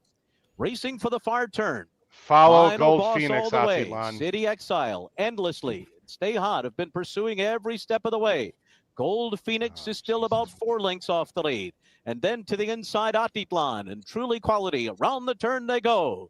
And now moving up alongside of Final Boss's City Exile. The two of them are right together. Endlessly is next. And Gold Phoenix is let loose on the far outside. Find room God, somewhere. Hector. Its rivals. Oh, Truly traffic. trying to come on from the back of the pack. Then Atitlan toward It's gonna split. It's gonna split. Mondego. Yeah. Oh, The no. final 16th, Stay Hot, Gold Phoenix. These two with Atitlan on the inside, and on the outside, Truly Quality. Gold Phoenix. Gold Phoenix! Gold Phoenix did it for the 4th time in the Del Mar Oh, Handicap. Hector. Don't call him Gold Hector. Phoenix. He's Gold Phoenix. Hector. We got Hector. No, I don't like that damn right at all. Just Hector follow him Schmecker. wide. Don't try to get cute up the inside, Noah. Gosh darn it. Wow, Hector Gold Phoenix in a Schmecker. thriller. True Equality was right there at the end. Well, to see the photo, Atitlan come up the inside, which I didn't really like, especially there. Stay Hot ran huge. Hector Schmecker. Let's see, it's 11, 11-4-7. 11-4, and then a photo for third. Stay Hot. I was gonna ran say, an I'll tell you what. absolutely I didn't think Stay huge Hot could go race. the mile and 3/8, but that's I think so either. huge. Noah, maybe I'm nitpicking. I just don't like that ride. I No. don't. Yeah. I would have liked to see him win. I needed that to save the power mix because they struggled a little bit today. But he was right there. I think you got to give Gold Phoenix credit. He No doubt. had to swing wide. And, I mean, Colmus said it in the call. To win this race 4 times, yeah. 4 years in a row. I mean, Pretorius did 3. And I thought that was an incredible feat. 4 times in a row is just that's crazy. Got to give him his props. We got No doubt. We got a crap ride there. He should have, like you said, Howard, just followed the on the outside. Not got Well, you heard me say it you heard me say it before the far turn, Chris, to follow. Now maybe it wouldn't have worked. I don't know. I'm not a jockey. Yeah. You're not. He's not like a quick accelerator, Noah. It takes him a little time to get going. Mhm. The ride was great right until he decided to go in. Well, actually, he had to wait, Chris, right? Because Yeah. he couldn't get to the outside, and they needed to go inside. I just never thought he was going to get there on the inside. It just takes him time to wind up a little bit. You're no And- hoper, Chris, by the way. True quality. He didn't win, but he did run big. Got to say that. I think the 5 got third, which actually matters for me and Davey Lane a little bit. I just wanted to say that. But okay, Yeah, he did Atitlan get got third, third. 11, 4, 5, 7. Wow. I mean, Gold Phoenix is such a cool horse. I was against him, obviously. That I puts him got to over give him the props. 2 He's million got mark, zero too. chance in the Breeders' Cup. Again, he'll have, Everyone knows the 4th. he might run great, but he's got zero chance to win the race. If you've seen Ombudsman and some of the other complete monsters in Europe, he's got zero shot. But I'll tell you what, I didn't really think he was going to win, guys, in the stretch, but he did. Almost all favorites won every race today in the pick 5, huh? Yep, and it pays $220. I mean, still paid okay. Again, it paid twice as much as it should. It's easily one you could have 4, 5, 6 times, and be well and truly over $1,000. So, not a bad day for all chalk. Yeah, I didn't. I think it's last weekend, right, Howard? I'm sorry. The last 7 races, Saratoga, all won by the favorite. Mm-hmm. Today? No, last weekend. Yes, Saturday. Oh, that's why I was rich. I don't know. Yeah, we were on. I know, but I don't know if it was. I don't know if they were all favorites. I'd have to. Last 7 races were all favorites. Were they? Okay. On weekend warrior, sure. Okay. Wow. What a day. What a day of racing. I mean, unbelievable. Flavien Prat, by the way. Wow. Oh, man. That timing, it sort of felt that kind of race, guys, right? Like it's very trip dependent, whoever would get the trip, etc. Okay. Gold Phoenix going to the Breeders' Cup. That's a little bit of a downer for me personally. I ended up losing money in pick 5, but that's okay. Guys, I'm just going to do a quick whip around here for some final thoughts as I take it off the screen. First of all, thanks everyone for watching. We had great viewership today, guys and ladies. Really watching. Really appreciate it. Hit the subscribe button. Hit the notification bell. Look into our Power Pick tip sheet. Look below the video player. Follow us on X at HHH Racing Pod. I believe we're a great follow. We also have a wonderful website, hhhracingpodcast.com. I'm going to do a quick whip around, guys, for any final thoughts, either a memorable moment, anything you want to talk about, the whole sequence, a particular horse, a particular race, anything that sticks out to you as we wrap up a really fun Weekend Warriors show. I'm going to go with you first, Noah, and then we'll go Kyle, and we'll end with the wise one, Chris, on the screen. Noah? I know we didn't necessarily get our prices that we wanted in the stakes races, but I think we pretty much got what we asked for in terms of horses throwing it down. The turf sprint was really close. This was close. We got those two to square it off in the Classic.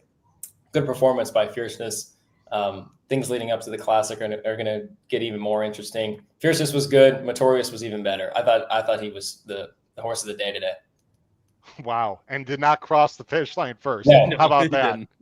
How about that? Well said. Thanks, Noah, for being on. Really appreciate it. By the way, Noah, just tell everyone, you've worked for TDN this summer. You interned for Resolute. You're currently, for those people who don't know, because we have a lot of new people watching, currently a senior at UK studying equine science and management. And I don't want to get in trouble with my boss, Sue Finley, over at the TDN, because I've been working weekends, which has prohibited me from coming onto these shows. So very fortunate that we were able to push it back and cover these races. So it was good to cover with you guys. Thanks, Noah. Really great job as always. He's done a great job with our Power Pick tip sheet for Delmar. Kyle, final thoughts. I mean, maybe I should just bet Kentucky Downs at this point, but no, that's I'll tell you what, those are words I never thought would come out of my mouth. But no, on a serious note, yeah, I mean, Noah hit on it. It's just we got everything we bargained for today, and the fact that we had such a good viewership over so long. Again, we do this every single week here on the HHH Racing Pod, but always when we have these big shows, when we do something new for the first time, right? This is the first live show we've done late for this type of card, and to have the viewership we had is always very, very much appreciated. And all the kind words that have been flowing through the chat all night on our knowledge and, our bets, leadership, and all that stuff. So we greatly appreciate all the fans in the chat and all the viewers, because without you, there would be no HHH Racing Podcast. So again, we really do appreciate everyone watching. Something good happened to Terry. I don't know. Did he qualify for something? I don't know if something. I think so. I don't remember what it was for. Awesome. Congrats, Terry. Whatever it is, really appreciate it. Chris Walsh, thanks for being on, man. You always bring the energy and the vibe. You had some very strong opinions that some people agreed with. Some there people... it is, Howard. There you go. Third time fantastic. NHC. Oh, he's going to the NHC. Congrats, Terry. That is awesome, my friend. Nice job. Hopefully I'll be there with you, along with Matt Miller right now in our group and Brad Anderson. Chris, you had a lot of strong opinions today. Final thoughts on the specific Classic late pick 5. I got to send Brad $11 for the late pick 3. Just didn't get there. Kind of disappointing here and there, but Do we take like a 15-minute break and come back for Los Al and 20 minutes? Yeah.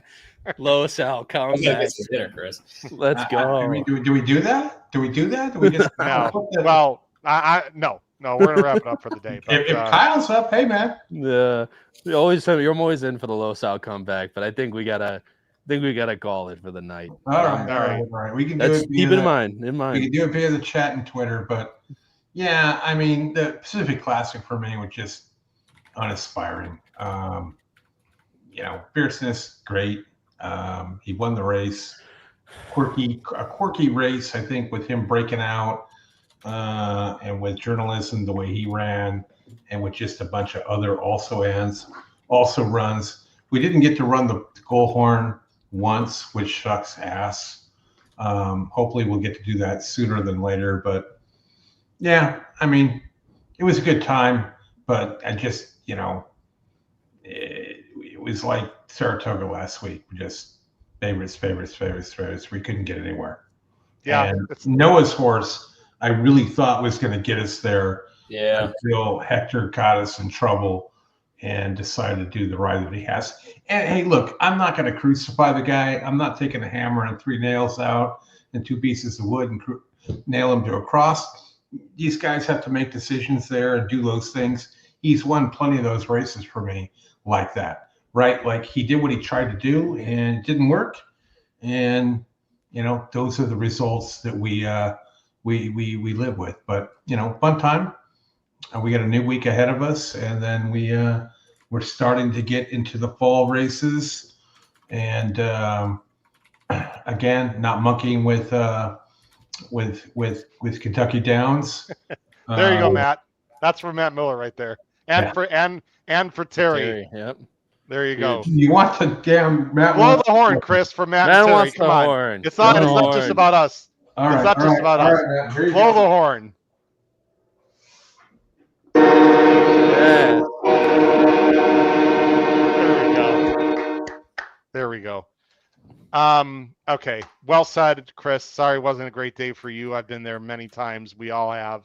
I finished even, Howard. I mean, after all this nonsense, still finished even, and that's the name of the game, right? Like you got to be able to play both sides against the middle and come out ahead. You can't just, push all in. Yeah. But I hear you.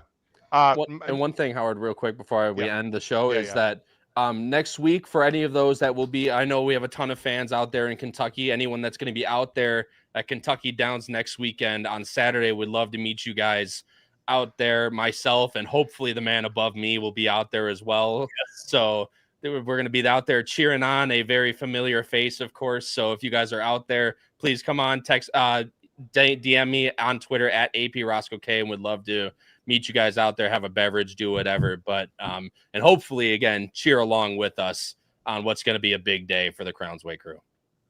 I'll end with this. And by the way, they're showing, well, I'm going to do this anyway, guys. There's whoops, that wasn't it. Sorry. I was going to bring up the photo. Here's the photo of the last race. I'll just do it anyway. I mean, unbelievably tight. There it is right there. Yeah. I'll just finish with this, guys. 2 things. First of all, one about that race. I'm being a little nitpicky. If Barrios was a little more patient and came to the outside of Gold Phoenix, I think he goes past him. Just my opinion, instead of going inside, number one. But it wasn't a bad ride. I would have liked to see a slightly different ride in the stretch. But in general, guys, had a lot of fun. Great job. No, I sort of feel the way you do. I want to see the stars shine. I don't mind prices coming in, but I want the best horses to run well. And I think in general, we saw that today. We also had a little bit of controversy. We had a horse almost go into a rail. We had crazy betting action going. And most importantly, guys, we had a lot of close finishes. I think that's what you really want in these type of days. So a lot of fun. Great job. Really appreciate everyone listening and watching. I'll wrap it up right now. Let me go ahead and get the closing set up here. There we go. So for your host, Howard Kravitz, Noah Maher, Chris Walsh, Kyle Roska right there. This has been the HHH Racing Podcast, episode 11 of Weekend Warriors. Good luck to everyone the rest of the weekend. Crush your bets wherever you're going to play. Take care. Have a great night. Bye-bye.